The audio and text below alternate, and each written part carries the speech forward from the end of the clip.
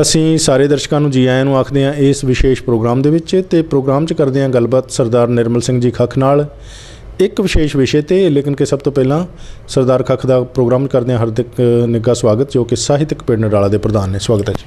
ਬਹੁਤ ਬਹੁਤ ਧੰਨਵਾਦ ਜੀ, ਔਰ ਪਿਆਰੇ ਦਰਸ਼ਕਾਂ ਨੂੰ ਪਿਆਰ ਭਰੀ ਸਤਿ ਸ਼੍ਰੀ ਅਕਾਲ। ਸਤਿ ਸ਼੍ਰੀ ਅਕਾਲ ਜੀ। ਸੋ ਦਹਾਕਿਆਂ ਤੋਂ ਹੀ ਸੁਣਦੇ ਆ ਰਹੇ ਹਾਂ ਕਿ ਸਾਡੇ ਪੰਜਾਬੀ ਬਜ਼ੁਰਗ, ਸਾਡੇ ਮਾਪੇ, ਹਰ ਇੱਕ ਵਿਅਕਤੀ ਵੈਸੇ ਤਾਂ ਸੰਸਾਰ ਦੇ ਵਿੱਚ ਆਉਂਦਾ ਅਤੇ ਉਹ ਸੁੱਖ ਭੋਗਣਾ ਚਾਹੁੰਦਾ ਹੈ, ਚੰਗਾ ਜੀਵਨ ਉਹ ਮੰਨਣਾ ਚਾਹੁੰਦਾ ਹੈ। ਲੇਕਿਨ ਕਿ ਆਲੇ ਦੁਆਲੇ ਦੇ ਵਿੱਚ ਝਾਤੀ ਮਾਰੀਏ ਅਤੇ ਕਿੰਨੇ ਕੁ ਭੋਗ ਰਹੇ ਨੇ ਸੁਖੀ ਜੀਵਨ, ਕਿੰਨਿਆਂ ਨੂੰ ਮਨ 'ਚ ਆਇਆ ਜੀਵਨ ਪ੍ਰਾਪਤ ਹੋ ਰਿਹਾ ਹੈ। ਇੱਕ ਪਾਸੇ ਅਸੀਂ ਕਹਿੰਦੇ ਕਿ 84 ਲੱਖ ਜੂਨਾਂ ਤੋਂ ਬਾਅਦ ਇਹ ਦੁਰਲਭ ਹੈ ਮਨੁੱਖਾ ਜੀਵਨ। ਸੋ ਮਸਾਂ ਪ੍ਰਾਪਤ ਹੁੰਦਾ ਹੈ, ਮਸਾਂ ਪ੍ਰਾਪਤ ਹੁੰਦਾ ਹੈ। ਅਤੇ ਇਸ ਦੇ ਦੌਰਾਨ ਵੀ ਜੇ ਦੁੱਖ ਭੋਗਿਆ, ਕਲੇਸ਼ ਕੱਟੇ, ਇਸ ਸੰਸਾਰ ਦੇ ਵਿੱਚੋਂ ਮਾਨਸਿਕ ਚਿੰਤਾਵਾਂ ਦੇ ਤਹਿਤ ਦਿਨ ਕੱਟਦਿਆਂ ਚਲੇ ਗਏ, ਅਤੇ ਫਿਰ ਕਿਹੜੀ ਹੈ ਉਹ ਜੂਨ ਹੈ ਜਿੱਥੇ ਕਿਤੇ ਅਸੀਂ ਸਵਰਗ ਭੋਗਣਾ ਹੈ, ਜਿੱਥੇ ਕਿਤੇ ਸਾਨੂੰ ਉਹ ਮਨਪਸੰਦ ਜੀਵਨ ਪ੍ਰਾਪਤ ਹੋਣਾ ਹੈ।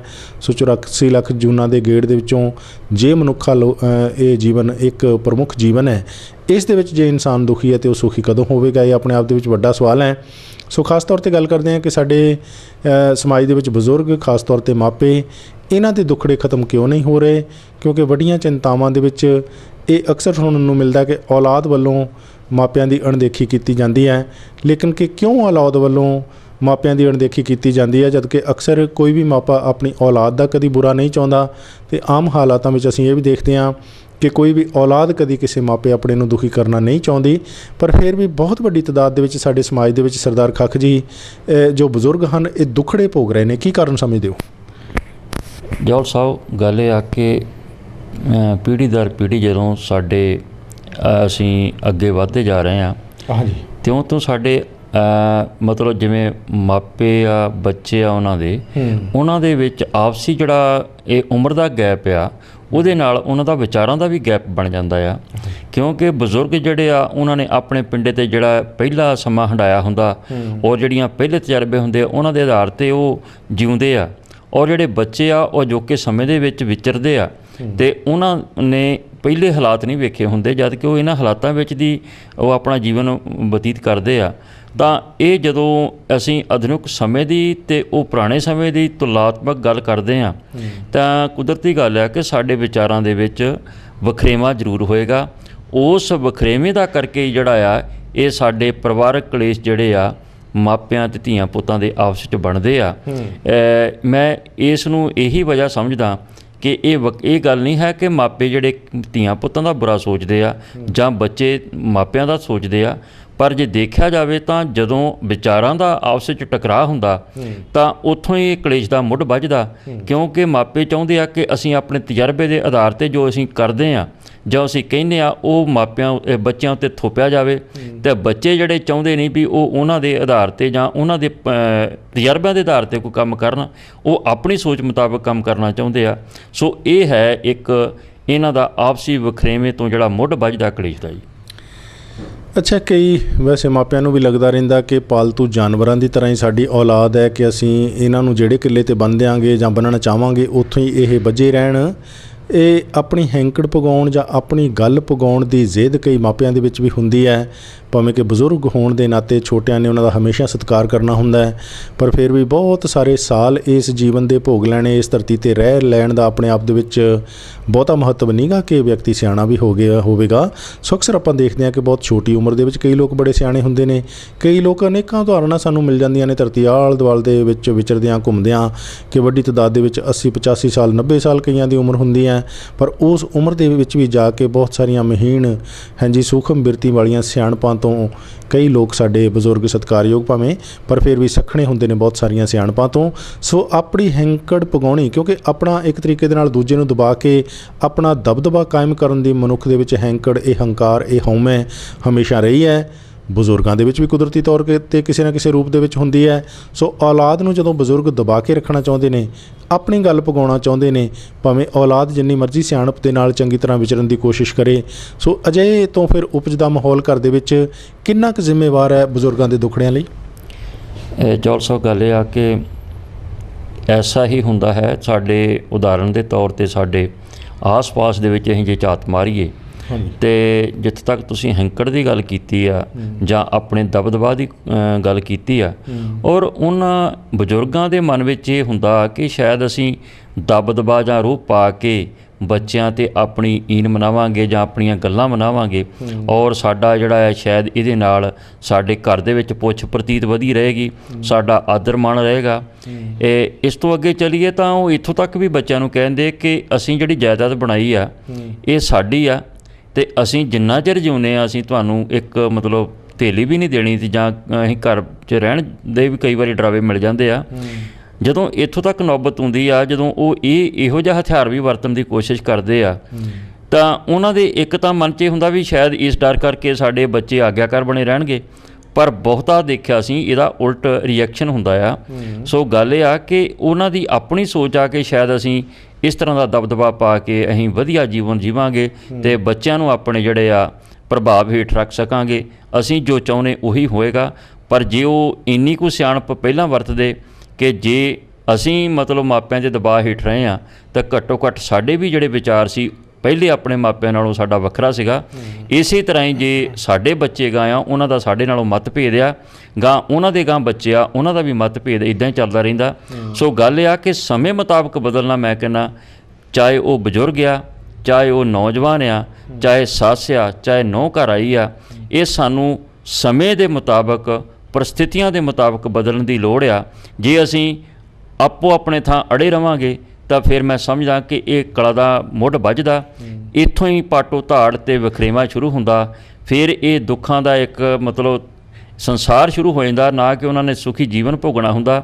ਕਈ ਵਾਰੀ ਉਹ ਜਾਇਦਾਦ ਦੀ ਬਦੌਲਤ ਇੱਦਾਂ ਦੀਆਂ ਜਿਹੜੀਆਂ ਧਮਕੀਆਂ ਮਿਲਦੀਆਂ, ਤਾਂ ਬੜੇ ਬਜ਼ੁਰਗ ਵੇਖੇ ਆ ਉਹ ਜਾਇਦਾਦਾਂ ਵਾਲੇ ਵੀ ਜਿਹੜੇ ਆ ਉਹ ਸਮਾਜ ਦੇ ਵਿੱਚ ਵੀ ਐਡਾ ਮਾਣ ਸਨਮਾਨ ਹਾਸਲ ਨਹੀਂ ਕਰ ਸਕਦੇ, ਕਿਉਂਕਿ ਜਦੋਂ ਉਹਨਾਂ ਦੇ ਬੱਚੇ ਧੀਆਂ ਪੁੱਤ ਇੱਦਾਂ ਰੁਲਦੇ ਫਿਰਦੇ ਦੇਖਿਆ ਜਾਵੇ ਤਾਂ ਉਹ ਉਹਨਾਂ ਨੂੰ ਪਤਾ ਨਹੀਂ ਕਿਹੜਾ ਆਨੰਦ ਆਉਂਦਾ ਹੋਏਗਾ। ਪਰ ਸਮਾਜ ਜਿਹੜਾ ਇਸ ਚੀਜ਼ ਨੂੰ ਚੰਗਾ ਨਹੀਂ ਮੰਨਦਾ, ਅਤੇ ਜੇ ਬਜ਼ੁਰਗ ਸਾਰੀ ਜਾਇਦਾਦ ਦੇ ਕੇ ਧੀਆਂ ਪੁੱਤਾਂ ਨੂੰ ਅਤੇ ਉਹ ਬੱਚੇ ਉਹਨਾਂ ਦੇ ਰੁਲਦੇ ਹੋਣਗੇ ਤਾਂ ਉਹ ਵੀ ਇਹ ਸਮਾਜ ਵਾਸਤੇ ਚੰਗਾ ਨਹੀਂ। ਸੋ ਜਦੋਂ ਦੋਵੇਂ ਧਿਰਾਂ ਆਪਸ 'ਚ ਰਲ ਕੇ ਤਰਨ ਤਾਂ ਮੈਂ ਸਮਝਦਾ ਕਿ ਇਹਦੇ ਵਰਗਾ ਆਨੰਦ ਅਤੇ ਸੁੱਖ ਨਹੀਂ।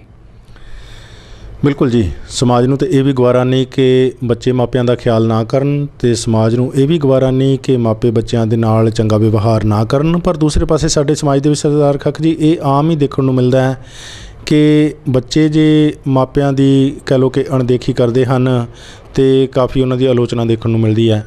ਪਰ ਖ਼ਾਸ ਤੌਰ 'ਤੇ ਜਦੋਂ ਮਾਪੇ ਬੱਚਿਆਂ ਦੇ ਨਾਲ ਜਿਵੇਂ ਮਰਜ਼ੀ ਦਾ ਮਨ ਚਾਹਿਆ ਵਿਵਹਾਰ, ਜਿਵੇਂ ਇਸ ਤਰ੍ਹਾਂ ਤੁਸੀਂ ਦੱਸਿਆ ਕਿ ਆਰਥਿਕ ਦਬਦਬਾ ਬਣਾਉਣ ਦੀ ਕੋਸ਼ਿਸ਼ ਕਰਨੀ, ਅਤੇ ਉਸ ਦੇ ਤਹਿਤ ਜੇ ਫਰਜ਼ ਕੀਤਾ ਉਹਨਾਂ ਦੇ ਨਾਲ ਔਲਾਦ ਦਾ ਚੰਗਾ ਰਿਸ਼ਤਾ ਨਹੀਂ ਨਿਭ ਪਾ ਰਿਹਾ, ਅਤੇ ਇਸ ਪੱਖ ਨੂੰ ਕਈ ਵਾਰੀ ਪੜਚੋਲਣ ਦੇ ਵਿੱਚ ਕਾਫੀ ਇੱਕ ਤਰੀਕੇ ਦੇ ਨਾਲ ਘਾਟ ਰਹਿ ਰਹੀ ਹੈ। ਫਿਰ ਵੀ ਜੇ ਆਰਥਿਕ ਨਿਰਭਰਤਾ ਦੀ ਗੱਲ ਕਰੀਏ ਤਾਂ ਅੱਜ ਐਜੂਕੇਸ਼ਨ, ਅੱਜ ਵਿੱਦਿਆ ਸਿੱਖਿਆ ਬਹੁਤ ਵੱਧ ਗਈ ਹੈ। ਸੋ ਜੋ ਨੌਜਵਾਨ ਪੀੜ੍ਹੀ ਹੈ ਆਪੋ ਆਪਣੇ ਤਰੀਕਿਆਂ ਦੇ ਨਾਲ ਸਿੱਖਿਅਤ ਹੋ ਕੇ ਅਤੇ ਵੱਖ-ਵੱਖ ਖੇਤਰਾਂ ਦੇ ਵਿੱਚ ਆਪਣੇ ਰੋਜ਼ਗਾਰ ਪੈਦਾ ਕਰ ਰਹੀ ਹੈ। ਸੋ ਰੋਜ਼ਗਾਰ ਪੈਦਾ ਹੋ ਜਾਣ ਦੇ ਨਾਲ ਆਰਥਿਕ ਨਿਰਭਰਤਾ ਦੂਸਰਿਆਂ 'ਤੇ ਘਟ ਵੀ ਜਾਂਦੀ ਹੈ। ਸੋ ਭਾਵੇਂ ਔਰਤਾਂ ਹੋਣ ਭਾਵੇਂ ਆਦਮੀ ਹੋਣ ਅੱਜ ਦੇ ਯੁੱਗ ਦੇ। ਸੋ ਜਿਸ ਕਰਕੇ ਆਰਥਿਕ ਨਿਰਭਰਤਾ ਜੇ ਘਟ ਜਾਂਦੀ ਹੈ ਤਾਂ ਕੁਦਰਤੀ ਤੌਰ 'ਤੇ ਆ ਕਿ ਫਿਰ ਬਜ਼ੁਰਗਾਂ ਦੀ ਜ਼ਮੀਨ ਜਾਇਦਾਦ ਜਿਹੜਾ ਉਹਨਾਂ ਦਾ ਦਬਕਾ ਹੁੰਦਾ ਕਿ ਅਸੀਂ ਤੁਹਾਨੂੰ ਦਿਆਂਗੇ ਨਹੀਂ, ਉਹ ਵੀ ਆਪਣੇ ਆਪ ਦੇ ਵਿੱਚ ਗੱਲ ਖਤਮ ਹੋ ਜਾਂਦੀ ਹੈ। ਸੋ ਉਹ ਜਿਹੇ ਮਾਹੌਲ ਦੇ ਵਿੱਚ ਤਾਂ ਫਿਰ ਇਹੀ ਹੋ ਜਾਂਦਾ ਕਿ ਬਜ਼ੁਰਗ ਅਤੇ ਇਹ ਜੋ ਅੱਜ ਦੀ ਨੌਜਵਾਨ ਪੀੜ੍ਹੀ ਉਹਨਾਂ ਦੇ ਬੱਚੇ ਹਨ, ਇਹ ਆਪਣੇ ਆਪ ਦੇ ਵਿੱਚ ਕਿਸੇ ਨਾ ਕਿਸੇ ਤਰੀਕੇ ਦੇ ਨਾਲ ਕਿਸੇ ਐਡਜਸਟਮੈਂਟ ਦੇ ਨਾਲ ਤਾਲਮੇਲ ਬਿਠਾਉਣ। ਜੌਲ ਸਾਹਿਬ ਗੱਲ ਇਹ ਆ ਕਿ ਇਹ ਜ਼ਰੂਰੀ ਹੈ ਕਿ ਅਸੀਂ ਪਰਿਵਾਰ ਨੂੰ ਪਰਿਵਾਰ ਸਮਝ ਕੇ ਇੱਕ ਦੂਜੇ ਦੇ ਵਿਚਾਰਾਂ ਨੂੰ ਜਾਣਨ ਦੀ ਕੋਸ਼ਿਸ਼ ਕਰੀਏ, ਸੁਭਾਅ ਪਛਾਣਨ ਦੀ ਕੋਸ਼ਿਸ਼ ਕਰੀਏ, ਔਰ ਇੱਕ ਗੁਲਦਸਤੇ ਦੇ ਰੂਪ ਦੇ ਵਿੱਚ, ਕਿਉਂਕਿ ਹਰ ਇੱਕ ਪਰਿਵਾਰ ਦੇ ਜਿੰਨੇ ਮੈਂਬਰ ਹੁੰਦੇ ਉਹਨਾਂ ਦੇ ਵੱਖੋ ਵੱਖਰੇ ਸੁਭਾਅ ਹੁੰਦੇ ਆ। ਅਤੇ ਇਹ ਆ ਵੀ ਇੱਕ ਬਜ਼ੁਰਗ ਜਿਹੜਾ ਆ, ਜਿਵੇਂ ਅਸੀਂ ਬੋਹੜ ਕਹਿੰਦੇ ਗਾ ਅੱਗੋਂ ਉਹਦੀਆਂ ਟਹਿਣੀਆਂ ਹੁੰਦੀਆਂ, ਫੁੱਲ ਹੁੰਦੇ ਆ, ਇਸੇ ਤਰ੍ਹਾਂ ਹੀ ਉਹਦਾ ਪਰਿਵਾਰ ਹੁੰਦਾ ਕਿ ਜੇ ਮੁੱਢ ਕਮਜ਼ੋਰ ਹੋਏਗਾ ਅਤੇ ਉਹਦੀਆਂ ਪਰਿਵਾਰ ਦੀਆਂ ਟਹਿਣੀਆਂ ਅਤੇ ਫੁੱਲ ਵੀ ਕਮਜ਼ੋਰ ਹੋਣਗੇ।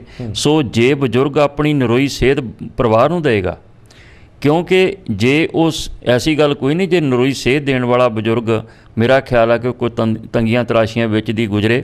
ਰਹੀ ਗੱਲ ਇਹ ਕਿ ਠੀਕ ਆ ਕਿ ਉਹਨਾਂ ਬਜ਼ੁਰਗਾਂ ਨੇ ਬੜੀਆਂ ਔਕੜਾਂ ਝੱਲ ਕੇ ਜਾਇਦਾਦਾਂ ਬਣਾਈਆਂ ਹੁੰਦੀਆਂ, ਇਹਦੇ 'ਚ ਕੋਈ ਸ਼ੱਕ ਨਹੀਂ ਕਿ ਜਦੋਂ ਬੱਚੇ ਉਹਨਾਂ ਦੇ ਸਾਹਮਣੇ ਖੁੱਲ੍ਹੇ ਖਰਚੇ ਕਰਦੇ ਆ, ਆਪਣੀ ਮਨਪਸੰਦ ਦਾ ਕੰਮ ਕਰਦੇ ਆ, ਤਾਂ ਉਹਨਾਂ ਨੂੰ ਦੁੱਖ ਹੁੰਦਾ ਵੀ ਅਸੀਂ ਜਾਇਦਾਦ ਜਿਹੜੀ ਇੱਦਾਂ ਬੜੀ ਮੁਸ਼ਕਿਲ ਨਾਲ ਬਣਾਈ ਆ, ਔਰ ਇਹਨਾਂ ਦਾ ਜਿਹੜਾ ਅੱਜ ਕੱਲ੍ਹ ਦਾ ਪਾਉਣ ਹੰਡਾਉਣ ਦਾ ਜਿਹੜਾ ਰਵੱਈਆ ਆ ਉਹ ਸਾਡੇ ਨਾਲੋਂ ਪਹਿਲਾਂ ਨਾਲੋਂ ਬਹੁਤ ਜ਼ਿਆਦਾ ਫਰਕ ਆ। ਉਹ ਐਸ਼ਪ੍ਰਸਤੀ ਸਮਝਦੇ ਆ। ਸੋ ਜਦੋਂ ਉੱਥੇ ਗੱਲ ਨੌਬਤ ਆਉਂਦੀ ਆ ਤਾਂ ਉਹ ਝੂਰਦੇ ਵੀ ਆ, ਫਿਰ ਉਹ ਮਤਲਬ ਇੱਥੋਂ ਤੱਕ ਡਰਾਵੇ ਵੀ ਦੇਣ ਦੀ ਕੋਸ਼ਿਸ਼ ਕਰਦੇ ਆ। ਪਰ ਗੱਲ ਇਹ ਆ ਕਿ ਕਿਸੇ ਤਰੀਕੇ ਦੇ ਨਾਲ ਇਹ ਦੋਵੇਂ ਜਿਹੜੇ ਆਪਸ ਵਿੱਚ ਇੱਕ ਬਾਪ ਆ ਇੱਕ ਪੁੱਤ ਆ, ਅਗਾਂਹ ਅੱਗੇ ਪੋਤਰੇ ਵੀ ਆ ਜਾਂਦੇ ਆ, ਇੱਕ ਮਤਲਬ ਸਾਂਝੀ ਵਿਚਾਰਧਾਰਾ ਇੱਕ ਪਰਿਵਾਰਕ ਅਤੇ ਆਰਥਿਕ ਬਣਾਉਣ, ਅਤੇ ਮੈਂ ਸਮਝਦਾ ਕਿ ਇਹਦੇ ਨਾਲ ਕਾਫੀ ਮਸਲੇ ਹੱਲ ਹੋ ਜਾਂਦੇ ਆ। ਪਰ ਜੇ ਅਸੀਂ ਪਰਿਵਾਰ ਦੇ ਵਿੱਚ ਇੱਕ ਪਿਓ ਦੇ 3 ਪੁੱਤਰ ਆ, ਉਹਨਾਂ ਦੇ ਵਿੱਚੋਂ ਇੱਕ ਨੂੰ ਅਸੀਂ ਵਾਂਝਾ ਕਰਤਾ, ਦੋਵਾਂ ਨੂੰ ਚੜਾਤਾ, ਅਸੀਂ ਇੱਕ ਲੜਾਈ ਦਾ ਅਖਾੜਾ ਵੀ ਬਣਾ ਲੈਂਦੇ ਹਾਂ।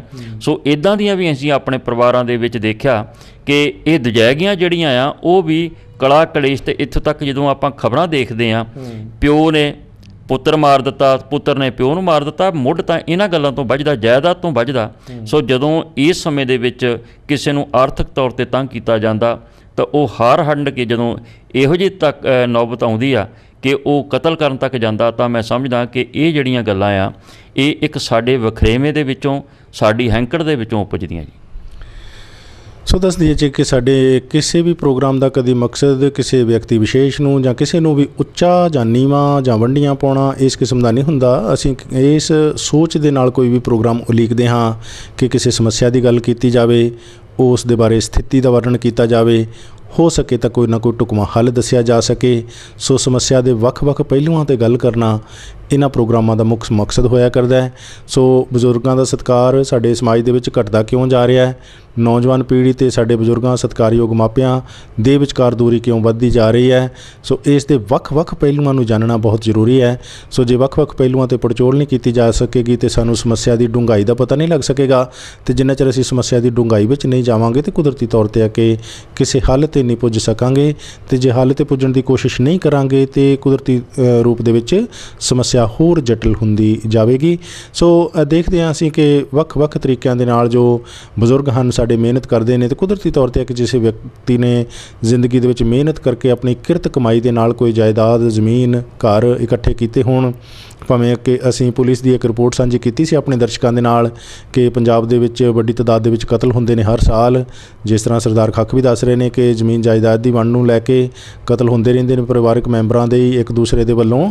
ਸੋ ਵੱਡੀ ਤਾਦਾਦ ਦੇ ਵਿੱਚ ਜੀ ਜਿੰਨੇ ਪੰਜਾਬ ਦੇ ਵਿੱਚ ਇੱਕ ਸਾਲ ਦੇ ਵਿੱਚ ਕਤਲ ਹੋ ਜਾਂਦੇ ਨੇ, ਉਹਨਾਂ ਦੇ ਵਿੱਚ ਪ੍ਰਮੁੱਖ ਕੇਸ ਅਜਿਹੇ ਹੁੰਦੇ ਨੇ ਜਿਹੜੇ ਕਿ ਜ਼ਮੀਨ ਜਾਇਦਾਦਾਂ ਕਰਕੇ, ਘਰੇਲੂ ਕਲਾ ਕਲੇਸ਼ਾਂ ਕਰਕੇ ਹਾਂਜੀ ਵਾਪਰਦੀਆਂ ਨੇ ਅਜਿਹੀਆਂ ਘਟਨਾਵਾਂ।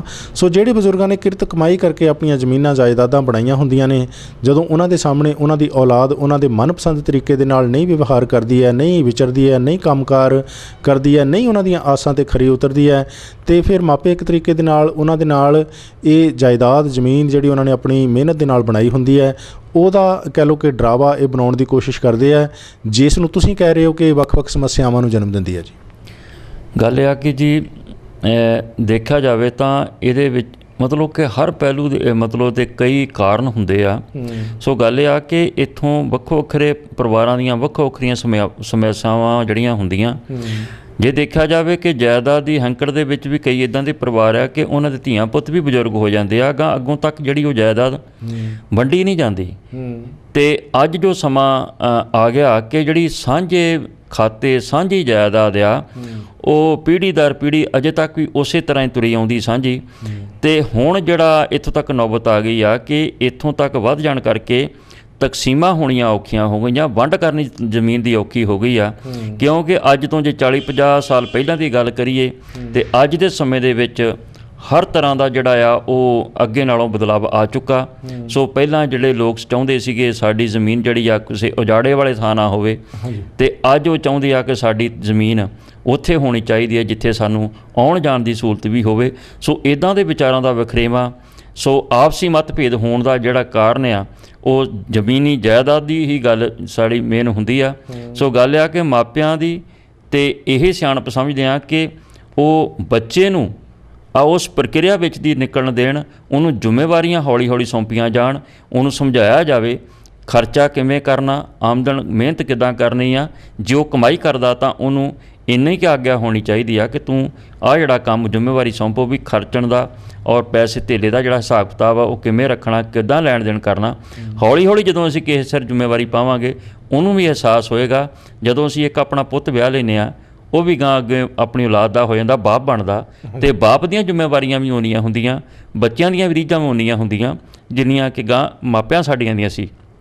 ਉਹਨਾਂ ਗੱਲਾਂ ਨੂੰ ਮੁੱਖ ਰੱਖਦਿਆਂ ਹੋਇਆ ਅਸੀਂ ਚਾਹੁੰਦੇ ਹਾਂ ਕਿ ਮਾਪੇ ਜਿਹੜੇ ਉਹ ਆਪਣਾ ਜੇ ਸਤਿਕਾਰ ਚਾਹੁੰਦੇ ਆ ਤਾਂ ਉਹ ਸਤਿਕਾਰ ਉਸ ਹੱਦ ਤੱਕ ਬਣਾਉਣ ਦੀ ਕੋਸ਼ਿਸ਼ ਕਰਨ ਕਿ ਆਪਸ ਵਿੱਚ ਜਿਹੜੀਆਂ ਇਹ ਲੈਣ ਦੇਣ ਦੀਆਂ ਆਰਥਿਕ ਜਿਹੜੀਆਂ ਵੰਡ ਵਿਹਾਰ ਦੀਆਂ ਗੱਲਾਂ ਜਿਹੜੀਆਂ ਉਹਨਾਂ ਨੂੰ ਇਸ ਤਰੀਕੇ ਨਾਲ ਨੇਪਰੇ ਚਾੜਿਆ ਜਾਵੇ ਕਿ ਬੱਚਿਆਂ ਵਾਸਤੇ, ਭੈਣਾਂ ਭਰਾਵਾਂ ਵਾਸਤੇ ਉਹ ਇੱਕ ਤਰ੍ਹਾਂ ਦਾ ਜਿਹੜਾ ਮੁਸੀਬਤ ਦਾ ਕਾਰਨ ਨਾ ਬਣ, ਉਹਨਾਂ ਲਈ ਇੱਕ ਵਧੀਆ ਅਤੇ ਚੰਗਾ ਮਾਹੌਲ ਸਿਰਜਣ ਦਾ ਕਾਰਨ ਬਣ ਜੇ। ਸਰਦਾਰ ਖੱਖ ਜੀ, ਸੰਸਾਰ ਨੂੰ ਚਲਾਉਣ ਲਈ ਲੋੜ ਹੁੰਦੀ ਹੈ ਅਗਲੀ ਪੀੜ੍ਹੀ ਦੀ। ਅਗਲੀ ਪੀੜ੍ਹੀ ਹਾਂਜੀ ਇਹਨਾਂ ਨੌਜਵਾਨਾਂ ਨੂੰ, ਇਹਨਾਂ ਬੱਚਿਆਂ ਨੂੰ ਇਸ ਕਰਕੇ ਘਰਾਂ ਦੇ ਵਿੱਚ, ਪਰਿਵਾਰਾਂ ਦੇ ਵਿੱਚ ਸਤਿਕਾਰ ਦਿੱਤਾ ਜਾਂਦਾ ਹੈ, ਇਹਨਾਂ ਨੂੰ ਪੈਦਾ ਕੀਤੇ ਜਾਂਦਾ, ਵੱਡੇ ਕੀਤੇ ਜਾਂਦਾ, ਇਹਨਾਂ ਨੂੰ ਸਾਰੀਆਂ ਸੁੱਖ ਸਹੂਲਤਾਂ ਦਿੱਤੀਆਂ ਜਾਂਦੀਆਂ ਨੇ ਕਿ ਜੋ ਮਾਪੇ ਨੇ ਜੋ ਕੁਝ ਉਹ ਆਪਣੀ ਜ਼ਿੰਦਗੀ ਵਿੱਚ ਨਹੀਂ ਕਰ ਸਕਦੇ, ਔਲਾਦ ਦੇ ਵਿੱਚ ਉਹ ਕੁਝ ਹੋਇਆ ਦੇਖਣਾ ਚਾਹੁੰਦੇ ਨੇ। ਸੋ ਆਪਣੇ ਭਵਿੱਖ ਦੇ ਸੁਪਨੇ ਕਈ ਜੋ ਮਾਪੇ ਹਨ ਉਹ ਔਲਾਦ ਦੇ ਕੀਤੇ ਕੰਮਾਂ ਦੇ ਵਿੱਚੋਂ ਲੱਭਦੇ ਨੇ। ਸੁਰਜੀਤ ਸਿੰਘ ਟਿੱਬਾ ਪ੍ਰੋਗਰਾਮ ਦੇ ਵਿੱਚ ਆਏ ਸੀ, ਉਹਨਾਂ ਨੇ ਵੀ ਇਹੀ ਗੱਲ ਕਹੀ ਸੀ ਅਤੇ ਸਮੁੱਚੇ ਰੂਪ ਦੇ ਵਿੱਚ ਦੇਖਣ ਦੇ ਵਿੱਚ ਵੀ ਇਹੀ ਆਉਂਦਾ ਕਿ ਔਲਾਦ ਦੇ ਵਿੱਚ ਜੋ ਮਾਪੇ ਹਨ ਆਪਣੀਆਂ ਅੱਖਾਂ ਦੇ ਅਧੂਰੇ ਰਹਿ ਗਏ ਸੁਪਨੇ ਉਹ ਪੂਰੇ ਹੋਏ ਦੇਖਣਾ ਚਾਹੁੰਦੇ ਨੇ।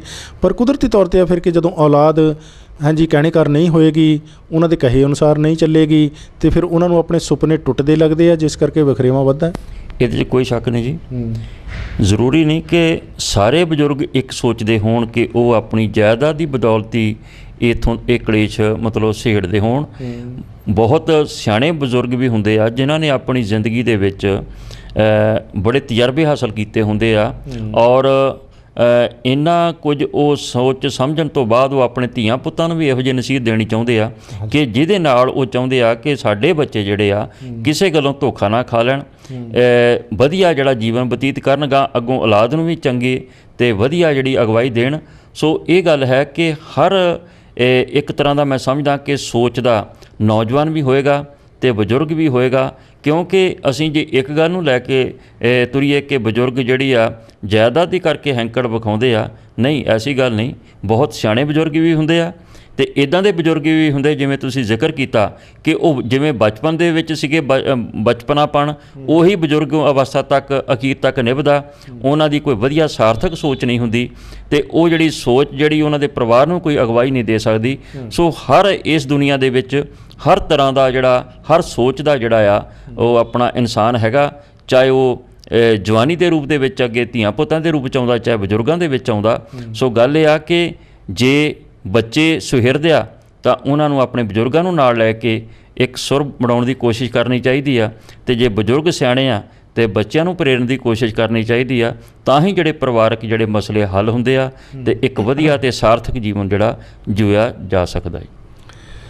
ਸੋ ਸਾਰੀਆਂ ਧਿਰਾਂ ਨੂੰ ਮਿਲ ਬੈਠ ਕੇ ਇੱਕ ਸੁਰਤਾ ਬਣਾਉਣੀ ਚਾਹੀਦੀ ਹੈ, ਲਚਕੀਲਾਪਨ ਹੋਣਾ ਚਾਹੀਦਾ ਸੁਭਾਅ ਦੇ ਵਿੱਚ, ਕਹਿ ਰਹੇ ਨੇ ਸਰਦਾਰ ਖੱਖ ਜੀ। ਆਪਾਂ ਦੇਖਦੇ ਹਾਂ ਕਿ ਜਦੋਂ ਹਨੇਰੀ ਆਉਂਦੀ ਹੈ ਅਤੇ ਕਈ ਵਾਰੀ ਟਾਹਣੇ ਟੁੱਟਦੇ ਨੇ, ਦਰਖਤ ਟੁੱਟ ਜਾਂਦੇ ਨੇ। ਸੋ ਜਿੰਨਾ ਲੇਕਿਨ ਕਿ ਦਰਖਤ ਅਤੇ ਟਾਹਣਿਆਂ ਦੇ ਵਿੱਚ ਲਚਕੀਲਾਪਨ ਹੋਏਗਾ, ਹਨੇਰੀ ਆਉਣ 'ਤੇ ਉਹ ਝੁਕ ਜਾਣਗੇ ਜਾਂ ਇੱਧਰ ਉੱਧਰ ਮੁੜ ਜਾਣਗੇ, ਹਾਂਜੀ, ਉਨਾ ਹੀ ਜ਼ਿਆਦਾ ਸੰਭਾਵਨਾ ਹੁੰਦੀ ਹੈ ਕਿ ਉਹ ਬਚੇ ਰਹਿਣਗੇ, ਟੁੱਟਣਗੇ ਨਹੀਂ। ਲੇਕਿਨ ਕਿ ਜਿੰਨੇ ਜ਼ਿਆਦਾ ਦਰਖਤ ਆਪਾਂ ਦੇਖਦੇ ਹਾਂ ਕਿ ਸਖਤ ਹੋਣ, ਹਾਂਜੀ, ਉਹ ਕਈ ਵਾਰ ਤੇਜ਼ ਹਨੇਰੀ ਦੇ ਅੱਗੇ ਫਿਰ ਖੜ੍ਹ ਨਹੀਂ ਸਕਦੇ ਅਤੇ ਉਹ ਜੜ੍ਹੋਂ ਪੁੱਟੇ ਜਾਂਦੇ ਹਨ। ਇਸੇ ਤਰੀਕੇ ਦੇ ਨਾਲ ਜਦੋਂ ਆਪੋ ਆਪਣੀ ਸੋਚ ਦੇ ਅਨੁਸਾਰ ਕੋਈ ਵਿਅਕਤੀ ਬਹੁਤ ਸਖਤ ਸਟੈਂਡ ਲੈਂਦਾ ਹੈ ਤਾਂ ਹੋ ਸਕਦਾ ਕਿ ਉਹ ਫਿਰ ਕਈ ਵਾਰੀ ਜ਼ਿੰਦਗੀ ਦੀ ਜੜ੍ਹ ਤੋਂ ਪੁੱਟਿਆ ਜਾਵੇ। ਸੋ ਇਸ ਤਰੀਕੇ ਦੇ ਨਾਲ ਵਖਰੇਵੇਂ ਕਈ ਵਾਰੀ ਜ਼ਿੰਦਗੀ ਦੇ ਵਿੱਚ ਵੱਧ ਜਾਂਦੇ ਨੇ। ਸੋ ਜਿੰਨਾ ਜ਼ਿਆਦਾ ਲਚਕੀਲਾਪਨ ਕਹਿ ਲਓ ਕਿ ਐਡਜਸਟਮੈਂਟ ਸੋ ਆਪੋ ਆਪਣੇ ਸੁਭਾਵਾਂ ਦੇ ਵਿੱਚ ਹਾਲਾਤਾਂ ਦੇ ਅਨੁਸਾਰ ਕੀਤੀ ਜਾ ਸਕਦੀ ਹੈ, ਉਨਾ ਹੀ ਜ਼ਿਆਦਾ ਵਿਅਕਤੀ ਦੀ ਸੰਭਾਵਨਾ ਹੁੰਦੀ ਹੈ ਕਿ ਉਹ ਇੱਕ ਸੁਰਤਾ ਦੇ ਨਾਲ ਪਰਿਵਾਰ ਦੇ ਵਿੱਚ ਵਿਚਰ ਸਕੇਗਾ। ਸਰਦਾਰ ਨਿਰਮਲ ਸਿੰਘ ਜੀ ਖੱਖ ਅੱਜ ਦੇ ਪ੍ਰੋਗਰਾਮ 'ਚ ਗੱਲਬਾਤ ਕਰ ਰਹੇ ਹਾਂ ਕਿ ਦੁੱਖੜੇ ਖਤਮ ਕਿਉਂ ਨਹੀਂ ਹੁੰਦੇ ਪੰਜਾਬੀ ਬਜ਼ੁਰਗਾਂ ਦੇ। ਅਸੀਂ ਦੇਖਦੇ ਹਾਂ ਕਿ ਪੰਜਾਬ ਦੇ ਵਿੱਚ ਹੀ ਨਹੀਂ, ਜਿੱਥੇ ਕਿਤੇ ਵੀ ਸਾਡੇ ਪੰਜਾਬੀ ਗਏ ਨੇ, ਸਾਡੇ ਬਜ਼ੁਰਗ ਗਏ ਨੇ, ਪਰਿਵਾਰਾਂ ਦੇ ਦੁਫੇੜ ਮੌਜੂਦ ਨੇ, ਆਪੋ ਆਪਣੀ ਸੋਚ ਦਾ ਕੂੜ ਕਬਾੜਾ ਕਿਉਂਕਿ ਨਾਲ ਹੀ ਲੈ ਕੇ ਗਏ ਨੇ। ਜਿਹੋ ਜਿਹੀਆਂ ਸਮੱਸਿਆਵਾਂ ਇੱਥੇ ਨੇ ਪਰਿਵਾਰਾਂ ਦੇ ਵਿੱਚ, ਲੜਾਈਆਂ ਝਗੜੇ ਕਲੇਸ਼ ਕਲਾ ਬਹੁਤ ਕੁਝ, ਬਾਹਰਲੇ ਦੇਸ਼ਾਂ ਦੇ ਵਿੱਚ ਵੀ ਜਾ ਕੇ ਇਹੋ ਕੁਝ ਹੀ ਉਹਨਾਂ ਨੇ ਸਿਰਜਿਆ ਹੋਇਆ। ਬਹੁਤ ਵੱਡੀ ਤਾਦਾਦ ਦੇ ਵਿੱਚ ਲੋਕਾਂ ਨੇ ਹਾਂਜੀ ਜਿਹੜਾ ਸੁੱਖ ਦਾ ਸੁਪਨਾ ਲੈ ਕੇ ਗਏ ਸੀ ਕਿ ਪੰਜਾਬ ਤੇ ਸਾਡਾ ਨਰਕ ਹੀ ਹੈ, ਇੱਥੇ ਤੇ ਜਨਮ ਸਾਡਾ ਐਵੇਂ ਹੀ ਹੋ ਗਿਆ, ਇਹ ਰੱਬ ਨੇ ਬੜੀ ਵੱਡੀ ਗਲਤੀ ਕੀਤੀ ਹੈ, ਸਾਨੂੰ ਕਿਤੇ ਹੋਰ ਜਾਣਾ ਚਾਹੀਦਾ, ਅਮਰੀਕਾ ਜਾਣਾ ਚਾਹੀਦਾ, ਆਸਟ੍ਰੇਲੀਆ ਜਾਣਾ ਚਾਹੀਦਾ, ਜਰਮਨ ਚਲੇ ਜਾਣਾ ਚਾਹੀਦਾ, ਹੋਰ ਪਤਾ ਨਹੀਂ ਕਿੱਥੇ ਚਲੇ ਜਾਣਾ ਚਾਹੀਦਾ। ਪਰ ਉੱਥੇ ਜਾ ਕੇ ਕਿਹੋ ਜਿਹਾ ਜੀਵਨ ਹੁੰਦਾ ਪ੍ਰਾਪਤ ਇਹ ਲੱਗਦਾ ਉੱਥੇ ਜਾ ਕੇ ਪਤਾ। ਸੋ ਬੜੀ ਵੱਡੀ ਤਾਦਾਦ ਦੇ ਵਿੱਚ ਤਰਾਸਦੀਆਂ ਸਾਡੇ ਬਜ਼ੁਰਗ ਵਿਦੇਸ਼ੀ ਧਰਤੀਆਂ 'ਤੇ ਵੀ ਮਨਚਾਹੇ ਦੇਸ਼ ਦੇ ਵਿੱਚ ਜਾ ਕੇ ਵੀ ਭੋਗ ਰਹੇ ਨੇ। ਤੁਸੀਂ ਵੀ ਇੰਗਲੈਂਡ ਤੱਕ ਜਾ ਕੇ ਆਏ ਹੋ, ਦੇਖਿਆ ਉੱਥੇ ਜਾ ਕੇ ਵੀ। ਸੋ ਕਿਸ ਕਿਸਮ ਦੇ ਬਜ਼ੁਰਗ ਲੰਬੇ ਸਮੇਂ ਤੋਂ ਤੁਸੀਂ ਸਮਾਜ ਦੇ ਵਿੱਚ ਵਿਚਰ ਰਹੇ ਹੋ, ਕਿਸ ਕਿਸਮ ਦੇ ਬਜ਼ੁਰਗ ਦੇਖਿਆ ਸੁੱਖ ਭੋਗਦੇ ਨੇ, ਕਿਸ ਕਿਸਮ ਦੇ ਬਜ਼ੁਰਗ ਦੇਖਿਆ ਕਿ ਨਰਕ ਭੋਗਦੇ ਨੇ? ਜੌਲ ਸਾਹਿਬ ਗੱਲ ਇਹ ਆ ਕਿ ਉਹੀ ਬਜ਼ੁਰਗ ਜਿਹੜੇ ਮੈਂ ਸਮਝਦਾ ਕਿ ਜਿਵੇਂ ਆਪਾਂ ਪਹਿਲਾਂ ਜ਼ਿਕਰ ਕਰ ਚੁੱਕੇ ਹਾਂ, ਜਦੋਂ ਇਸ ਧਰਤੀ ਤੋਂ ਪਰਾਈ ਧਰਤੀ ਵੱਲ ਜਾਂਦੇ ਆ, ਆਪਣੇ ਪਰਿਵਾਰ ਨੂੰ ਅਸਲ 'ਚ ਉਹਨਾਂ ਦੇ ਮਨ ਦੇ ਵਿੱਚ ਇੱਕ ਇਹ ਵਹਿਮ ਹੁੰਦਾ, ਭਰਮ ਹੁੰਦਾ ਕਿ ਜਿਵੇਂ ਅਸੀਂ ਇੱਥੇ ਵਿਚਰਦੇ ਰਹੇ ਹਾਂ, ਆਪਣੇ ਪਰਿਵਾਰ 'ਤੇ ਇੱਥੇ ਅਸੀਂ ਦਬਦਬਾ ਪਾਉਣ ਦੀ ਕੋਸ਼ਿਸ਼ ਕਰਦੇ ਰਹੇ ਹਾਂ, ਅਸੀਂ ਉਹੀ ਕੁਝ ਉੱਥੇ ਲੈ ਕੇ ਜਾਂਦੇ ਹਾਂ ਤਾਂ ਉਹੀ ਅਸੀਂ ਤਜਰਬੇ ਉਸ ਮਾਹੌਲ ਦੇ ਮੁਤਾਬਕ ਅਸੀਂ ਕਰਨ ਦੀ ਕੋਸ਼ਿਸ਼ ਕਰਦੇ ਹਾਂ। ਪਰ ਜਦੋਂ ਅਸੀਂ ਇੱਕ ਇੱਕ ਕਰਕੇ ਟੁੱਟਦੇ ਜਾਂਦੇ ਹਾਂ, ਅਸੀਂ ਆਪਣੇ ਪੁੱਤ ਨੂੰ, ਨੂੰਹ ਨੂੰ ਇਹ ਗੱਲ ਤੋਂ ਵਰਜਦੇ ਹਾਂ ਜਿਹੜੀ ਸਾਨੂੰ ਨਹੀਂ ਚੰਗੀ ਲੱਗਦੀ, ਔਰ ਉਹ ਉਹਨਾਂ ਦੇ ਸੁਭਾਅ 'ਚ ਸ਼ਾਮਲ ਹੋ ਚੁੱਕਾ ਹੁੰਦਾ, ਜਿਸ ਤੋਂ ਉਹਨਾਂ ਦਾ ਜਿਹੜਾ ਉਹਨਾਂ ਗੱਲਾਂ ਤੋਂ ਹਟਣਾ ਮੁਸ਼ਕਲ ਹੁੰਦਾ। ਫਿਰ ਉਹ ਗਾਂ ਆਪਣੇ ਪੋਤਰਿਆਂ ਨੂੰ, ਪੋਤਰੀਆਂ ਨੂੰ ਇਹ ਗੱਲਾਂ ਕਰਦੇ ਆ। ਜਦੋਂ ਉਹ ਦੇਖਦੇ ਕਿ ਸਾਡੀ ਇੱਥੇ ਕੋਈ ਵੀ ਸੁਣਦਾ ਨਹੀਂ, ਅਤੇ ਉਹ ਫਿਰ ਮਾਨਸਿਕ ਤੌਰ 'ਤੇ ਪਰੇਸ਼ਾਨ ਹੁੰਦੇ ਆ। ਅਤੇ ਪਾਰਕਾਂ ਦੇ ਵਿੱਚ ਜਾ ਕੇ ਜਾਂ ਗੁਰਦੁਆਰਿਆਂ ਦੇ ਵਿੱਚ ਜਾ ਕੇ ਜਿੱਥੇ ਬਜ਼ੁਰਗ ਇਕੱਠੇ ਹੁੰਦੇ ਆ, ਉੱਥੇ ਜਾ ਕੇ ਜਦੋਂ ਦੁੱਖ ਸਾਂਝੇ ਕਰਦੇ ਆ, ਅਤੇ ਦੁੱਖੜੇ ਲਗਭਗ ਉਹ ਸਾਰੇ ਬਜ਼ੁਰਗਾਂ ਦੇ ਇੱਕੋ ਜਿਹੇ ਹੁੰਦੇ ਆ, ਅਤੇ ਸੁਖੀ ਉਹਨਾਂ 'ਚੋਂ ਕੋਈ ਇੱਦਾਂ ਦਾ ਹੁੰਦਾ ਕਿ ਉਹ ਉਹਨਾਂ ਨੂੰ ਇਹ ਮਸ਼ਵਰਾ ਦੇਣ ਦੀ ਕੋਸ਼ਿਸ਼ ਕਰਦਾ।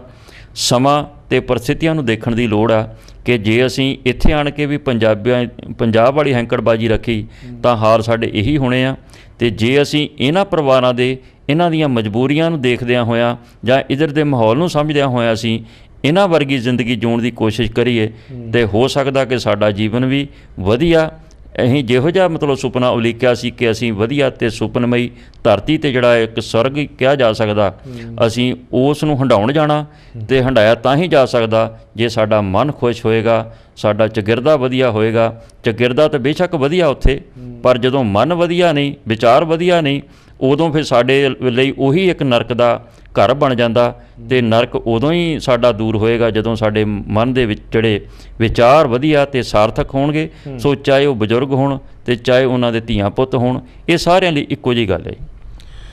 ਇਹ ਸਰਦਾਰ ਖੱਖ ਜੀ ਨਿਊਜ਼ੀਲੈਂਡ ਤੋਂ ਲੈ ਕੇ ਆਸਟ੍ਰੇਲੀਆ, ਅਮਰੀਕਾ, ਕੈਨੇਡਾ ਤੱਕ ਹਾਂਜੀ ਧਰਤੀ ਦੇ ਵੱਖ-ਵੱਖ ਟੁਕੜਿਆਂ 'ਤੇ ਵਿਚਰਦਿਆਂ ਇਹ ਦੇਖਿਆ ਜੀ ਕਿ ਭਾਵੇਂ ਸਿਡਨੀ ਦੀ ਗੱਲ ਕਰ ਲਓ, ਲਾਸ ਐਂਜਲਸ ਦੀ ਕਰ ਲਓ, ਸੈਨ ਫਰਾਂਸਿਸਕੋ ਦੀ ਕਰ ਲਓ, ਵੈਨਕੂਵਰ ਦੀ ਕਰ ਲਓ, ਟੋਰਾਂਟੋ ਦੀ ਕਰ ਲਓ, ਲੰਡਨ ਦੀ ਕਰ ਲਓ, ਜਰਮਨੀ ਦੇ ਕਿਸੇ ਸ਼ਹਿਰ 'ਚ ਵਸੇ ਪੰਜਾਬੀਆਂ ਦੀ ਕਰ ਲਓ, ਪੈਰਿਸ ਫਰਾਂਸ ਦੀ ਗੱਲ ਕਰ ਲਓ, ਕਿਸੇ ਵੀ ਦੇਸ਼ ਦੀ ਕਰ ਲਓ। ਸੋ ਜਿੱਥੇ ਕਿਤੇ ਵੀ ਜਾ ਕੇ ਸਾਡੇ ਪ੍ਰਵਾਸੀ ਪੰਜਾਬੀ ਵਸੇ ਹੋਏ ਨੇ, ਕਈ ਸਾਰਿਆਂ ਦੀ ਜ਼ਿੰਦਗੀ ਬਹੁਤ ਵਧੀਆ ਹੈ, ਕਈ ਸਾਰਿਆਂ ਦੀ ਓਨੀ ਨਹੀਂ ਹੈ ਜਿੰਨੀ ਕੁ ਹੋਣੀ ਚਾਹੀਦੀ ਸੀ, ਕਈ ਸਾਰਿਆਂ ਦੀ ਤਾਂ ਜਿੰਨੀ ਕੁ ਵਧੀਆ ਪੰਜਾਬ ਦੇ ਵਿੱਚ ਸੀ ਓਨੀ ਵੀ ਨਾ ਉੱਥੇ ਜਾ ਕੇ ਰਹੀ। ਸੋ ਪ੍ਰਮੁੱਖ ਤੌਰ 'ਤੇ ਕਈ ਅਸੀਂ ਜੋੜਿਆਂ ਦੇ ਨਾਲ, ਬਜ਼ੁਰਗਾਂ ਦੇ ਨਾਲ ਫਿਰ ਮੈਨੂੰ ਮੌਕਾ ਮਿਲਿਆ ਜੀ ਕਿ ਗੱਲਬਾਤ ਕੀਤੀ। ਕੁਝ ਕੁ ਜਿਹੜੇ ਬੜੇ ਖੁਸ਼ਹਾਲ ਨੇ ਉਹਨਾਂ ਦੇ ਨਾਲ ਕੀਤੀ। ਸੋ ਨਡਾਲ ਟੈਲੀਵਿਜ਼ਨ 'ਤੇ ਸਾਡੇ ਦਰਸ਼ਕਾਂ ਨੇ ਕੁਝ ਬਜ਼ੁਰਗਾਂ ਦੀ ਗੱਲਬਾਤ ਕੈਨੇਡਾ ਦੇ ਵਿੱਚ ਬੈਠਿਆਂ ਦੀ ਸੁਣੀ ਵੀ ਹੈ। ਸੋ ਪ੍ਰਮੁੱਖ ਤੌਰ 'ਤੇ ਇਹੀ ਗੱਲ ਹੈ ਕਿ ਜਦੋਂ ਔਲਾਦ ਬਰਾਬਰ ਦੀ ਹੋ ਜਾਏ, ਹਾਂਜੀ ਬਜ਼ੁਰਗ ਜਿਹੜੇ ਸੁਖੀ ਨੇ ਉਹ ਦੱਸਦੇ ਨੇ ਕਿ ਉਹਨਾਂ ਦੇ ਸੁਖੀ ਹੋਣ ਦੀ ਕੁੰਜੀ ਕੀ ਹੈ, ਸਫਲਤਾ ਦਾ ਉਹਨਾਂ ਦਾ ਕਾਰਨ ਕੀ ਹੈ ਜ਼ਿੰਦਗੀ ਦੇ ਵਿੱਚ, ਕਿ ਔਲਾਦ ਦੇ ਨਾਲ ਮੋਢੇ ਨਾਲ ਮੋਢਾ ਜੋੜ ਕੇ ਚੱਲੇ। ਸੋ ਆਪਣੇ ਤਰੀਕੇ ਦੇ ਨਾਲ ਆਪਣੀ ਹੈਂਕੜ ਪੁਗਾਉਣ ਦੇ ਲਈ ਉਹਨਾਂ ਨੂੰ ਦਬਾਉਣ ਦੀ ਕੋਸ਼ਿਸ਼ ਨਹੀਂ ਕੀਤੀ, ਸਗੋਂ ਕਿ ਔਲਾਦ ਦੇ ਵਿਚਾਰਾਂ ਦਾ ਸਤਿਕਾਰ ਕੀਤਾ, ਉਹਨਾਂ ਦੇ ਨਾਲ ਆਪਣੇ ਵਿਚਾਰਾਂ ਦਾ ਸੁਮੇਲ ਬਿਠਾ ਕੇ ਕਿਸੇ ਨਾ ਕਿਸੇ ਤਰੀਕੇ ਦੇ ਨਾਲ ਜਿਹੜੇ ਬਜ਼ੁਰਗ ਚੱਲਦੇ ਨੇ, ਸੋ ਇੱਕ ਤਰੀਕੇ ਦੇ ਨਾਲ ਨਿਭ ਕੇ ਕਿਸੇ ਨਾ ਕਿਸੇ ਰੂਪ ਦੇ ਵਿੱਚ ਜੇ ਔਲਾਦ ਚੰਗਾ ਕੰਮ ਕਰਦੀ ਹੈ ਤਾਂ ਇਹ ਨਹੀਂ ਕਿ ਹੱਕ ਆਪਣੀ ਹੈਂਕੜ ਉਹਦੇ ਵਿੱਚ ਪੁੱਗਦੀ ਨਾ ਦਿਸਦੀ ਹੋਣ ਕਰਕੇ ਉਹਨਾਂ ਦੇ ਚੰਗੇ ਕੰਮ ਨੂੰ ਵੀ ਭੰਡੀ ਜਾਣਾ। ਸੋ ਇਸ ਤਰੀਕੇ ਦੇ ਨਾਲ ਨਹੀਂ, ਲੇਕਿਨ ਕਿ ਔਲਾਦ ਦੇ ਨਾਲ ਜੇ ਰਲ ਮਿਲ ਕੇ ਚੱਲਿਆ ਜਾਵੇ ਤਾਂ ਉਹੀ ਬਜ਼ੁਰਗ ਸੁੱਖ ਭੋਗਦੇ ਨੇ। ਸੋ ਪ੍ਰਮੁੱਖ ਤੌਰ 'ਤੇ ਵੱਖ-ਵੱਖ ਤਰ੍ਹਾਂ ਦੇ ਬਜ਼ੁਰਗਾਂ ਦੇ ਨਾਲ ਜਦੋਂ ਗੱਲਬਾਤ ਕੀਤੀ ਸਰਦਾਰ ਖੱਖ ਜੀ ਵੱਖ-ਵੱਖ ਦੇਸ਼ਾਂ ਦੇ ਵਿੱਚ ਜਾ ਕੇ, ਤਾਂ ਇਹੀ ਮੈਨੂੰ ਸੁੱਖ ਭੋਗ ਰਹੇ ਬਜ਼ੁਰਗਾਂ ਤੋਂ ਸੁਣਨ ਨੂੰ ਮਿਲਿਆ ਕਿ ਉਹਨਾਂ ਨੇ ਜੇ ਔਲਾਦ ਦੀ ਹਾਂ ਦੇ ਹਾਂ ਵਿੱਚ ਮਿਲਾਈ ਅਤੇ ਉਹਨਾਂ ਨੂੰ ਔਲਾਦ ਨੂੰ ਉਹਨਾਂ ਦੀ ਨੂੰ ਹੋਰ ਵੀ ਜ਼ਿਆਦਾ ਉਤਸ਼ਾਹ ਮਿਲਿਆ ਚੰਗਾ ਕੰਮ ਕਰਨ ਦੇ ਲਈ, ਅਤੇ ਸਿੱਟੇ ਵਜੋਂ ਜੋ ਆਪਣੇ ਘਰਾਂ ਦੇ ਵਿੱਚ ਇੱਕ ਅੱਛਾ ਮਾਹੌਲ ਬਣਾਉਣ ਦੇ ਵਿੱਚ ਮਦਦ ਮਿਲੀ। ਜੌਲ ਸਾਹਿਬ ਗੱਲ ਇਹ ਆ ਕਿ ਕਿਸੇ ਵੀ ਬੱਚੇ ਵਾਸਤੇ ਮਾਪੇ ਬੜਾ ਵੱਡਾ ਸਹਾਰਾ ਹੁੰਦੇ ਆ। ਜਦੋਂ ਕੋਈ ਨੇਕ ਬੱਚਾ ਨੇਕ ਕੰਮ ਕਰਦਾ ਅਤੇ ਫਿਰ ਮਾਪਿਆਂ ਨੂੰ ਉਸ ਬੱਚੇ ਦੀ ਨੇਕੀ ਦਾ ਮੁਆਵਜ਼ਾ, ਸ਼ਾਬਾਸ਼, ਪਿਆਰ ਅਤੇ ਉਤਸ਼ਾਹ ਦੇ ਰੂਪ ਦੇ ਵਿੱਚ ਮਿਲਣਾ ਚਾਹੀਦਾ, ਨਾ ਕਿ ਉਹਨੂੰ ਮਤਲਬ ਕਿ ਇੱਦਾਂ ਦੀ ਨੁਕਤਾਚੀਨੀ ਜਾਂ ਦਿਲ ਢਾਊ ਗੱਲਾਂ ਜਾਂ ਹੌਸਲਾ ਪ੍ਰਸਤ ਕੀਤਾ ਜਾਵੇ ਇੱਦਾਂ ਦੀਆਂ ਗੱਲਾਂ ਦੇ ਨਾਲ। ਕਿਉਂਕਿ ਜਦੋਂ ਅਸੀਂ ਕੋਈ ਵੀ ਉਹ ਕੰਮ ਕਰਨ ਦਾ ਯਤਨ ਕਰਦਾ, ਇਹ ਜੀਵਨ ਜਿਹੜਾ ਆ, ਇਹ ਜਿਹੜੀ ਸਫਲਤਾ ਆ, ਡਿੱਗ ਡਿੱਗ ਕੇ ਇਹ ਮਤਲਬ ਕਿ ਰੁਕਾਵਟਾਂ ਅਤੇ ਮੁਸ਼ਕਿਲਾਂ ਦੇ ਵਿੱਚੋਂ ਦੀ ਨਿਕਲ ਕੇ ਸਾਨੂੰ ਇਹ ਸਫਲਤਾ ਹਾਸਲ ਹੁੰਦੀ ਆ। ਉਹ ਜਦੋਂ ਬਾਰ-ਬਾਰ ਜਦੋਂ ਇੱਕ ਕਿਸੇ ਵੀ ਕੰਮ ਦੇ ਵਿੱਚ ਅਸਫਲ ਹੁੰਦਾ ਤੇ ਜਦੋਂ ਅਸੀਂ ਉਸ ਬੱਚੇ ਨੂੰ ਅਸੀਂ ਬਾਰ-ਬਾਰ ਹੌਸਲਾ ਦੇਣ ਦੀ ਬਜਾਏ ਉਹਨੂੰ ਅਸੀਂ ਹੌਸਲਾ ਪ੍ਰਸਤ ਕਰਾਂਗੇ, ਉਸ ਨੂੰ ਅਸੀਂ ਮਤਲਬ ਕਿ ਇੱਦਾਂ ਦਾ ਮਤਲਬ ਨਿਰ ਉਤਸ਼ਾਹ ਕਰਾਂਗੇ, ਉਹਦਾ ਮਨ ਟੁੱਟ ਜਾਏਗਾ ਔਰ ਉਹਦੇ ਵਿੱਚ ਈਰਖਾ ਪੈਦਾ ਹੋਏਗੀ, ਗੁੱਸਾ ਪੈਦਾ ਹੋਏਗਾ। ਤੇ ਜੇ ਅਸੀਂ ਉਹਨੂੰ ਹਲਾਸ਼ੇਰੀ ਦੇਵਾਂਗੇ ਵੀ ਉਹਨੂੰ ਇਹ ਪਤਾ ਹੋਏਗਾ ਵੀ ਸੰਘਰਸ਼ ਜ਼ਰੂਰੀ ਆ, ਅੱਗੇ ਜਿੱਤ ਜਿਹੜੀ ਆ ਉਹ ਸਾਡੀ ਮਸ਼ੱਕਤ 'ਤੇ ਅੱਗੇ ਆਏਗੀ। ਸੋ ਇਹੋ ਜਿਹੀ ਜਿਹੜੀ ਪ੍ਰੇਰਨਾ ਮਿਲਣੀ ਬਹੁਤ ਜ਼ਰੂਰੀ ਹੁੰਦੀ ਆ। ਜ਼ਰੂਰੀ ਨਹੀਂ ਕਿ ਸਾਨੂੰ ਜਿਹੜੀ ਸਫਲਤਾ ਸੌਖਿਆਂ ਹਾਸਲ ਹੋਵੇ। ਨੇਕ ਕੰਮ ਹਰੇਕ ਜਿਹੜਾ ਵੀ ਨੌਜਵਾਨ ਕਰਨ ਦੀ ਕੋਸ਼ਿਸ਼ ਕਰਦਾ, ਮੈਂ ਸਮਝਦਾ ਕਿ ਮਾਪੇ ਉਹ ਖੁਸ਼ਕਿਸਮਤ ਹੁੰਦੇ ਆ ਤੇ ਲੋੜ ਉਹਨਾਂ ਨੂੰ ਉਹਨਾਂ ਦੇ ਵਿਚਾਰਾਂ ਦੇ ਹਾਣੀ ਜਾਂ ਤਾਲਮੇਲ ਬਿਠਾਉਣ ਦੀ ਲੋੜ ਹੁੰਦੀ ਆ, ਜਿਹਦੇ ਨਾਲ ਉਹ ਬੱਚਾ ਅੱਗੇ ਸਫਲਤਾ ਦੀਆਂ ਜਿਹੜੀਆਂ ਮੰਜ਼ਿਲਾਂ ਸਰ ਕਰ ਸਕੇ। ਤੇ ਜੇ ਅਸੀਂ ਉਹਨੂੰ ਉਹਦਾ ਜਿਹੜਾ ਆ ਉਤਸ਼ਾਹ ਅਸੀਂ ਮਤਲਬ ਉਹਦੇ 'ਚ ਰੁਕਾਵਟ ਬਣਾਂਗੇ ਜਾਂ ਅਸੀਂ ਉਹਨੂੰ ਹੌਸਲਾ ਪ੍ਰਸਤ ਕਰਾਂਗੇ ਉਹਦਾ, ਤੇ ਮੈਂ ਸਮਝਦਾ ਕਿ ਉਹ ਨੌਜਵਾਨ ਜਿੱਥੇ ਇੱਕ ਦਿਲ ਢਾਊ ਹੋ ਜਾਏਗਾ, ਉਹਦੀਆਂ ਗੱਲਾਂ ਆਮ ਜਿਹੜਾ ਆ ਉਹ ਫਿਰ ਇੱਕ ਤਰ੍ਹਾਂ ਦਾ ਇਹ ਸਮਝੇਗਾ ਕਿ ਮੈਂ ਸਫਲਤਾ ਹਾਸਲ ਨਹੀਂ ਕਰ ਸਕਦਾ। ਉਹਦੇ ਨਾਲ ਕੀ ਪਰਿਵਾਰ ਦੇ ਵਿੱਚ ਵੀ ਉਹਦਾ ਜਿਹੜਾ ਮਾਣ ਸਤਿਕਾਰ ਮਾਪਿਆਂ ਵੱਲੋਂ ਘਟ ਜਾਂਦਾ ਔਰ ਉਹ ਜਿਹੜੀ ਆਪਸੀ ਵਿਥਿਆ ਮਾਪਿਆਂ ਤੇ ਧੀਆਂ ਪੁੱਤਾਂ ਵਾਲੀ ਜਿਹੜੀ ਆ ਉਹ ਵਧਣੀ ਸ਼ੁਰੂ ਹੋ ਜਾਂਦੀ ਆ। ਤੇ ਉਹ ਜਿਹੜੀ ਨੌਬਤ ਮੈਂ ਸਮਝਦਾ ਕਈ ਵਾਰੀ ਖਤਰਨਾਕ ਰੂਪ ਵੀ ਧਾਰ ਕਰ ਲੈਂਦੀ ਆ। ਸੋ ਮੈਂ ਸਮਝਦਾ ਕਿ ਮਾਪਿਆਂ ਨੂੰ ਬੱਚਿਆਂ ਵਾਸਤੇ ਇੱਕ ਅਗਵਾਈ ਕਰਨ ਦੇ ਰਹਿਬਰ ਬਣਨ ਦੀ ਲੋੜ ਆ, ਜਿਹਦੇ ਨਾਲ ਉਹ ਵਧੀਆ ਤੇ ਚੰਗੇ ਜੀਵਨ ਦੀ ਤੇ ਸਾਰਥਕ ਸੋਚ ਲੈ ਕੇ ਉਹ ਅੱਗੇ ਵਧਣ ਤੇ ਮਾਪੇ ਵੀ ਉਹਨਾਂ ਦਾ ਇੱਕ ਸਹਾਇਕ ਵਜੋਂ ਸਹਾਇਤਾ ਕਰਨ ਤੇ ਬੱਚੇ ਵੀ ਜਿਹੜੇ ਆ ਉਹਨਾਂ ਦੀ ਉਂਗਲ ਫੜ ਕੇ ਅੱਗੇ ਵਧਣ। ਇਹਦੇ ਨਾਲ ਹੀ ਜਿਹੜਾ ਆ ਬਜ਼ੁਰਗਾਂ ਵਾਸਤੇ ਸਵਰਗ ਹੋਏਗਾ ਤੇ ਬੱਚਿਆਂ ਨੂੰ ਇੱਕ ਨਵੀਂ ਦਿਸ਼ਾ ਮਿਲੇਗੀ। ਠੀਕ ਹੈ ਜੀ। ਕਿ ਲੇਕਿਨ ਕਿ ਦੇਖੋ ਸਾਰੇ ਬਜ਼ੁਰਗ ਚਾਹੁੰਦੇ ਨੇ ਕਿ ਉਹਨਾਂ ਦੇ ਬੱਚੇ ਤਰੱਕੀਆਂ ਕਰਨ, ਚੰਗੀਆਂ ਮੰਜ਼ਿਲਾਂ ਵੱਲ ਨੂੰ ਵਧਣ, ਪਰ ਜਦੋਂ ਬੱਚਿਆਂ ਨੂੰ ਦੇਖਦੇ ਨੇ ਕਿ ਰਾਤ ਦੇ 12-1 ਵਜੇ ਤੱਕ ਟੈਲੀਵਿਜ਼ਨ ਦੇਖਿਆ ਜਾ ਰਿਹਾ ਹੈ ਤੇ ਸੌਂ ਜਾਣਗੇ ਮੁੜ ਕੇ ਜਦੋਂ ਕਿਤੇ ਹਾਂਜੀ ਅੱਧੀ ਰਾਤ ਤੋਂ ਬਾਅਦ, ਤੇ ਸਵੇਰੇ 10-11 ਵਜੇ ਤੱਕ ਸੁੱਤੇ ਹੀ ਰਹਿਣਗੇ, ਉਹਨਾਂ ਦਾ ਅੰਮ੍ਰਿਤ ਵੇਲਾ ਕਿਤੇ ਉੱਡ-ਪੁੱਡ ਹੀ ਗਿਆ। ਸੋ ਅਜਿਹੇ ਬੱਚਿਆਂ ਦੇ ਆਚਰਣ ਤੋਂ ਵੀ ਕਈ ਵਾਰੀ ਮਾਪਿਆਂ ਦੀਆਂ ਜੋ ਸ਼ਿਕਾਇਤਾਂ ਹਨ ਉਹ ਬੜੀਆਂ ਜੈਨੂਅਨ ਵੀ ਹੁੰਦੀਆਂ, ਉਹਨਾਂ ਦੀਆਂ ਚਿੰਤਾਵਾਂ ਕਈ ਵਾਰੀ ਜੈਨੂਅਨ ਹੁੰਦੀਆਂ ਕਿ ਚੱਜ ਆਚਾਰ ਜਿਹਨਾਂ ਬੱਚਿਆਂ ਦਾ ਅੱਛਾ ਨਹੀਂ, ਹਾਂਜੀ ਅਮਲ ਨਸ਼ਿਆਂ ਦੇ ਵਿੱਚ ਪੈ ਜਾਂਦੇ ਨੇ ਵੱਡੀ ਤਾਦਾਦ ਦੇ ਵਿੱਚ। ਕੁਦਰਤੀ ਤੌਰ 'ਤੇ ਕਿ ਸਭ ਤੋਂ ਵੱਡੀ ਸਮੱਸਿਆ ਅੱਜ ਦੇ ਮਾਪਿਆਂ ਦੀ ਇਹੀ ਹੈ ਕਿ ਬੱਚੇ ਉਹਨਾਂ ਦੇ ਆਗਿਆਕਾਰ ਨਹੀਂ ਰਹਿ ਰਹੇ ਹਨ ਅਤੇ ਬੱਚੇ ਉਹਨਾਂ ਦੇ ਅਮਲ ਕਹਿ ਲਓ ਕਿ ਕਿਸੇ ਤਰੀਕੇ ਦੇ ਨਾਲ ਕਿਸੇ ਨਾ ਕਿਸੇ ਨਸ਼ੇ ਦਾ ਗੁਲਾਮ ਬਣਦੇ ਜਾ ਰਹੇ ਨੇ।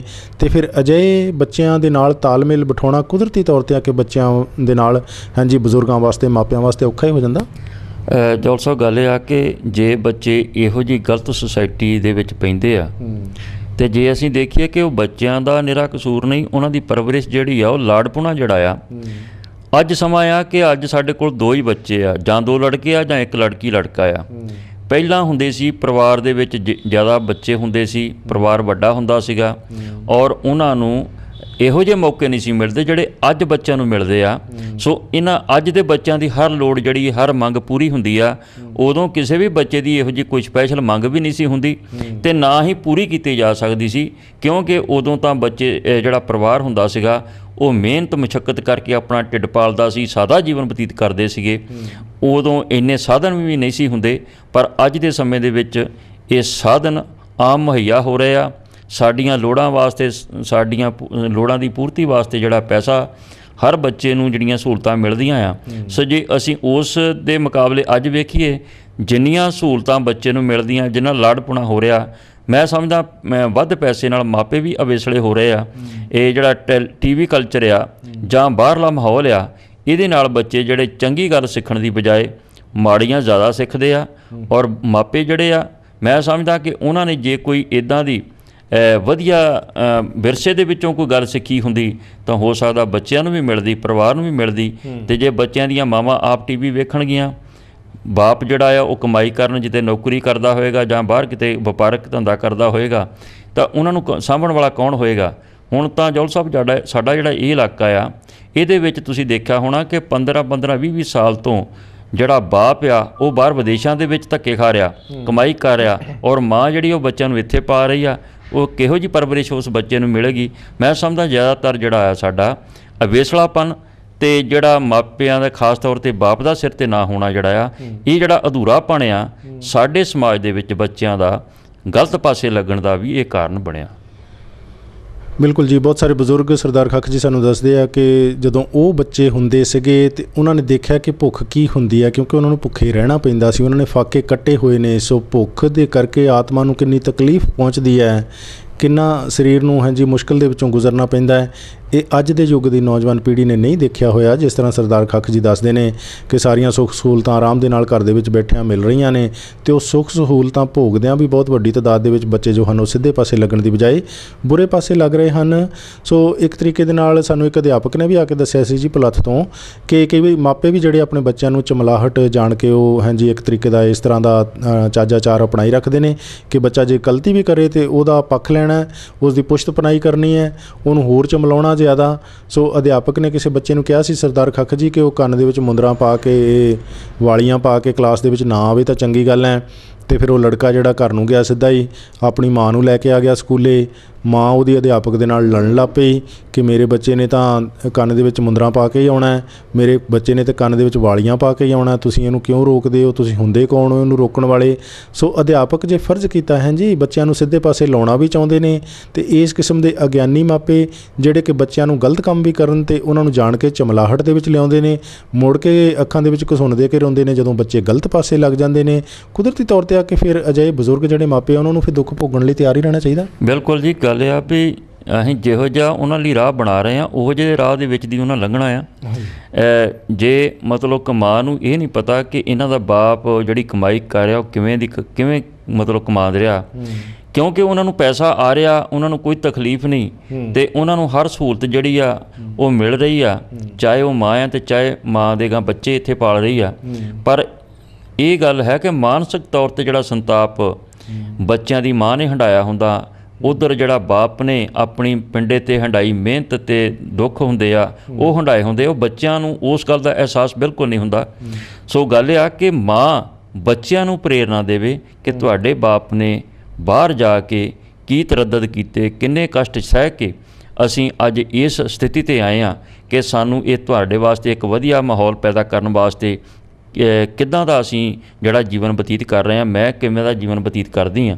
ਸੋ ਇੱਦਾਂ ਦੇ ਜਦੋਂ ਬੱਚੇ ਨੂੰ ਉਹਦੇ ਦਿਮਾਗ ਦੇ ਵਿੱਚ ਇਹ ਗੱਲ ਪਾਈ ਜਾਵੇ ਤਾਂ ਮੈਂ ਸਮਝਦਾ ਕਿ ਉਸ ਬੱਚੇ ਨੂੰ ਅਹਿਸਾਸ ਹੋਏਗਾ ਕਿ ਪੈਸਾ ਕਿਵੇਂ ਬਣਿਆ ਅਤੇ ਅਸੀਂ ਇੱਕ ਆਪਣੇ ਬਾਪ ਨੂੰ ਜਿਹਦਾ ਸਾਡੇ ਸਿਰ 'ਤੇ ਹੁਣ ਇਸ ਵੇਲੇ ਹੱਥ ਨਹੀਂ ਹੈ, ਉਹ ਬਾਹਰ ਵਿਦੇਸ਼ਾਂ ਵਿੱਚ ਸਾਡੀ ਖਾਤਰ ਧੱਕੇ ਖਾਂਦਾ ਅਤੇ ਕਾਫੀ ਹੱਦ ਤੱਕ ਬੱਚੇ ਮੈਂ ਸਮਝਦਾ ਸਮਝ ਵੀ ਸਕਣਗੇ।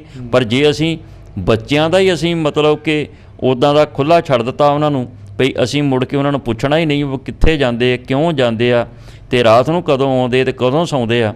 ਸੋ ਇਹ ਫਿਰ ਅਸੀਂ ਕਹਿ ਦਈਏ ਕਿ ਪੱਛਮੀ ਸੱਭਿਅਤਾ ਦਾ ਹਮਲਾ ਹੋ ਗਿਆ, ਨਹੀਂ, ਐਸੀ ਗੱਲ ਨਹੀਂ ਹੈ। ਕਿਉਂਕਿ ਜਦੋਂ ਅਸੀਂ ਤਵੱਜੋਂ ਘਟਾ ਦਿਆਂਗੇ ਤਾਂ ਬੱਚੇ ਆਪ ਮੁਹਾਰੇ ਜਿਹੜੇ ਆ ਆਪਣਾ ਰਾਹ ਚੁਣਨਗੇ। ਤਾਂ ਰਾਹ ਸਪਸ਼ਟ ਆ ਕਿ ਜਦੋਂ ਬੱਚਿਆਂ ਨੇ ਰਾਹ ਚੁਣਨਾ ਉਹ ਬਾਹਰ ਸੁਸਾਇਟੀ ਦਾ ਪ੍ਰਭਾਵ ਲੈ ਕੇ ਚੁਣਨਾ, ਅਤੇ ਜੇ ਸੁਸਾਇਟੀ ਚੰਗੀ ਨਹੀਂ, ਮਾਪੇ ਇਸ ਪਾਸੇ ਤਵੱਜੋ ਨਹੀਂ ਦਿੰਦੇ, ਤਾਂ ਫਿਰ ਮੈਂ ਸਮਝਦਾ ਕਿ ਜੋ ਅੱਜ ਅਸੀਂ ਖਬਰਾਂ ਰਾਹੀਂ ਜਾਂ TV ਰਾਹੀਂ ਜੋ ਸੁਣਦੇ ਪੜ੍ਹਦੇ ਹਾਂ ਉਹੀ ਅਸੀਂ ਸਾਨੂੰ ਦੇਖਣ ਨੂੰ ਅਤੇ ਹੰਡਾਉਣ ਨੂੰ ਮਿਲੇਗਾ। ਬਿਲਕੁਲ ਜੀ। ਸੋ ਬੀਬੀ ਜਗੀਰ ਕੌਰ ਜੀ ਦੇ ਨਾਲ ਵਿਸ਼ੇਸ਼ ਗੱਲਬਾਤ ਕੀਤੀ ਸੀ ਅਤੇ ਉਹਨਾਂ ਨੇ ਦੱਸਿਆ ਸੀਗਾ ਕਿ ਜੇ ਹਾਂਜੀ ਬੱਚਿਆਂ ਨੂੰ ਸਿੱਧੇ ਪਾਸੇ ਲਾਉਣਾ ਹੈ, ਮਾਪਿਆਂ ਨੇ ਸੁੱਖ ਮੰਨਣਾ ਹੈ ਅਤੇ ਕੁਦਰਤੀ ਤੌਰ 'ਤੇ ਆ ਕਿ ਮਾਪਿਆਂ ਨੂੰ ਥੋੜ੍ਹੇ ਜਿਹੇ ਸੁਚੇਤ ਵੀ ਰਹਿਣਾ ਪਏਗਾ। ਪਰ ਹੈਰਾਨੀ ਹੁੰਦੀ ਹੈ ਉਸ ਵੇਲੇ ਸਰਦਾਰ ਖੱਖ ਜੀ ਕਿ ਜਦੋਂ ਕੋਈ ਬੀਬੀ ਆਪ ਤਾਂ ਅੰਮ੍ਰਿਤਧਾਰੀ ਹੋਵੇ, ਉਸ ਨੇ ਸ੍ਰੀ ਸਾਹਿਬ ਵੀ ਸਜਾਈ ਹੋਵੇ ਅਤੇ ਉਹਦਾ ਮੁੰਡਾ ਮਰੁੰਡ ਹੋਵੇ ਜੀ, ਅਤੇ ਉਹ ਫਿਰ ਸਕੂਲ ਜਾਵੇ ਕੰਨਾਂ 'ਚ ਮੁੰਦਰਾਂ ਪਾ ਕੇ, ਮੁਰਕੀਆਂ ਪਾ ਕੇ, ਜਾਂ ਕਹਿ ਲਓ ਕਿ ਵਾਲੀਆਂ ਪਾ ਕੇ, ਅਤੇ ਜੇ ਅਧਿਆਪਕ ਉਸ 'ਤੇ ਇਤਰਾਜ਼ ਉਠਾਉਂਦਾ ਕਿ ਦੂਜੇ ਬੱਚੇ ਇਹਨੂੰ ਦੇਖ ਕੇ ਹੋਰ ਗਲਤ ਪਾਸੇ ਲੱਗਣਗੇ, ਅਤੇ ਉਹੀ ਮਾਂ ਜਿਹੜੀ ਕਿ ਅੰਮ੍ਰਿਤਧਾਰੀ ਹੈ ਉਹ ਅਧਿਆਪਕ ਨਾਲ ਜਾ ਕੇ ਲੜੇ ਕਿ ਨਹੀਂ ਇਹ ਮੇਰਾ ਲਾਡਲਾ ਪੁੱਤ ਹੈ, ਤੁਸੀਂ ਨਹੀਂ ਇਹਨੂੰ ਕੁਛ ਕਦੀ ਵੀ ਕਹਿ ਸਕਦੇ, ਇਹ ਜਿੱਦਾਂ ਚਾਹੂਗਾ ਉੱਦਾਂ ਹੀ ਸਕੂਲੇ ਆਊਗਾ, ਤੁਸੀਂ ਇਹਨੂੰ ਜਿੱਦਾਂ ਵੀ ਇਹ ਆਉਂਦਾ ਇਹਨੂੰ ਆਉਣ ਦਿਓ। ਸੋ ਅਜਿਹੀ ਮਾਂ 'ਤੇ ਫਿਰ ਕੁਦਰਤੀ ਤੌਰ 'ਤੇ ਹੈ ਕਿ ਬੀਬੀ ਜਗੀਰ ਕੌਰ ਜੀ ਦੀ ਚਿੰਤਾ ਠੀਕ ਹੈ ਕਿ ਸਾਡੇ ਅੱਜ ਕੱਲ੍ਹ ਦੇ ਮਾਪੇ ਵੀ ਔਲਾਦ ਨੂੰ ਸਿੱਧੇ ਪਾਸੇ ਲਾਉਣ ਤੋਂ ਅਵੇਸਲੇ ਨੇ। ਜੌਲ ਸਾਹਿਬ ਇਹ ਗੱਲ ਸਪਸ਼ਟ ਆ ਕਿ ਅਸੀਂ ਬਾਹਰੀ ਦਿਖਾਵਾ ਦਿਖਾ ਰਹੇ ਹਾਂ, ਪਰ ਸਾਡਾ ਬੱਚਿਆਂ ਪ੍ਰਤੀ ਇੰਨਾ ਲਾਡ, ਅੰਨਾ ਵਿਸ਼ਵਾਸ ਹੋ ਜਾਣਾ ਖਤਰੇ ਦੀ ਘੰਟੀ ਆ। ਫਿਰ ਇਹ ਤਾਂ ਜਿਹੜੀ ਮਾਂ ਨੇ ਇੱਥੋਂ ਤੱਕ ਖੁੱਲ੍ਹ ਦਿੱਤੀ ਆਪਣੇ ਬੱਚੇ ਨੂੰ ਜਾ ਕੇ ਟੀਚਰਾਂ ਤੱਕ ਵੀ ਜਿਹੜਾ ਉਹਨਾਂ ਦੇ ਨਾਲ ਮੱਥਾ ਲਾਉਂਦੀ ਆ ਵੀ ਮੇਰੇ ਬੱਚੇ ਨੂੰ ਇੱਦਾਂ ਦੀ ਗੱਲ ਤੋਂ ਕਿਉਂ ਰੋਕਿਆ ਗਿਆ, ਉਹ ਅੱਜ ਨਹੀਂ ਤੇ ਕੱਲ੍ਹ ਤੁਹਾਡੇ ਸਾਹਮਣੇ ਸਪਸ਼ਟ ਹੋਏਗਾ ਕਿ ਉਸ ਬੱਚੇ ਨੇ ਕੀ ਚੰਦ ਚਾੜਿਆ। ਇਹ ਸਾਰਾ ਜੱਗ ਵੇਖੇਗਾ। ਕਾਰਨ ਇਹ ਆ ਕਿ ਜਦੋਂ ਮਾਂ ਜਾਂ ਬਾਪ ਬੱਚੇ ਨੂੰ ਇੰਨਾ ਉਤਸ਼ਾਹ ਦੇਵੇ ਤੇ ਬੱਚੇ ਦੀ ਜ਼ਿੰਦਗੀ ਦੇ ਸਭ ਤੋਂ ਵੱਡੇ ਵੈਰੀ ਮਾਪੇ ਬਣਦੇ ਆ। ਤੇ ਇਹ ਵੈਰੀ ਉਦੋਂ ਬਣਦੇ ਆ ਜਦੋਂ ਆਮ ਅਸੀਂ ਦੇਖਦੇ ਹਾਂ ਲੁੱਟਾਂ ਖੋਹਾਂ ਜਾਂ ਕਿਸੇ ਕੋ ਡਕੈਤੀ ਦੇ ਵਿੱਚ ਜਾਂ ਕਿਸੇ ਇਹੋ ਜਿਹੇ ਕੇਸ ਵਿੱਚ ਫਸ ਜਾਏ ਜਾਂ ਕਿਸੇ ਨਸ਼ੇ ਵਿੱਚ ਲੱਗ ਜਾਏ, ਤਾਂ ਫਿਰ ਉਹ ਬੱਚੇ ਜਿਹੜੇ ਆ ਮਾਪੇ ਜਿਹੜੇ ਆ ਮੁੜ ਕੇ ਗੁਰਦੁਆਰਿਆਂ ਦੀਆਂ ਦਹਲੀਜ਼ਾਂ 'ਤੇ ਮੱਥੇ ਰਗੜਦੇ ਨਜ਼ਰ ਆਉਂਦੇ ਆ ਜਾਂ ਹਾਲ ਪਾਰਿਆ ਪਾਉਂਦੇ ਨਜ਼ਰ ਆਉਂਦੇ ਆ। ਸੋ ਜੇ ਉਹਨਾਂ ਨੂੰ ਇਹ ਵੇਲਾ ਹੁਣ ਸਾਂਭ ਲੈਣ ਤਾਂ ਮੈਂ ਸਮਝਦਾ ਕਿ ਉਹ ਮਾਪੇ ਜਿਹੜੇ ਆ ਇਹ ਚੰਗੇ ਰਹਿਣਗੇ, ਔਲਾਦ ਪੱਖੋਂ ਵੀ ਤੇ ਆਪਣੇ ਪੱਖੋਂ ਵੀ। ਅਤੇ ਜੇ ਉਹਨਾਂ ਨੇ ਇਹ ਵੇਲਾ ਲੰਘਾ ਦਿੱਤਾ ਅਤੇ ਅਸੀਂ ਜਾ ਕੇ ਟੀਚਰਾਂ ਨਾਲ ਮੱਥੇ ਲਾਉਂਦੇ ਰਹੀਏ, ਅਤੇ ਜਿਹੜੀ ਗੱਲ ਵਧੀਆ ਸਾਡੇ ਵਾਸਤੇ ਲੱਗਦੀ ਆ, ਜੇ ਅਸੀਂ ਖੁਦ ਆਪ ਅੰਮ੍ਰਿਤਧਾਰੀ ਆਪਣੇ ਆਪ ਨੂੰ ਕਹਿੰਦੇ, ਮੈਂ ਸਮਝਦਾ ਕਿ ਇਹ ਦਿਖਾਵਾ ਆ।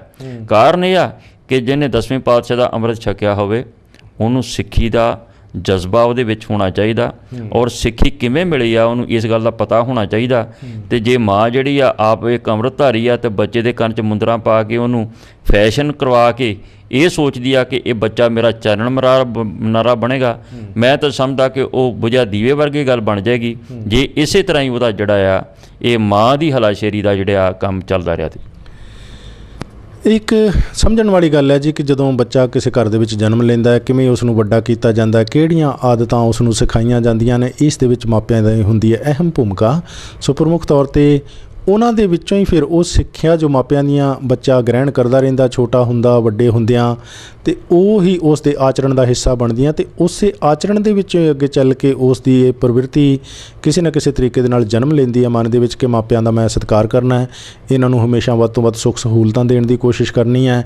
ਪਰ ਲੇਕਿਨ ਕਿ ਜੇ ਬੱਚਿਆਂ ਨੂੰ ਕਿਸੇ ਨਾ ਕਿਸੇ ਪੱਖੋਂ ਉਹ ਆਚਰਣ ਦੇਣ ਦੇ ਵਿੱਚ ਸਮਝਾਉਣ ਦੇ ਵਿੱਚ ਮਾਪਿਆਂ ਤੋਂ ਕੁਤਾਹੀ ਰਹਿ ਜਾਂਦੀ ਹੈ, ਅਤੇ ਉਹ ਸਿੱਟੇ ਦੇਰ ਜਾਂ ਸਵੇਰ ਮਾਪਿਆਂ ਦੇ ਸਾਹਮਣੇ ਜ਼ਰੂਰ ਆਉਂਦੇ ਆ।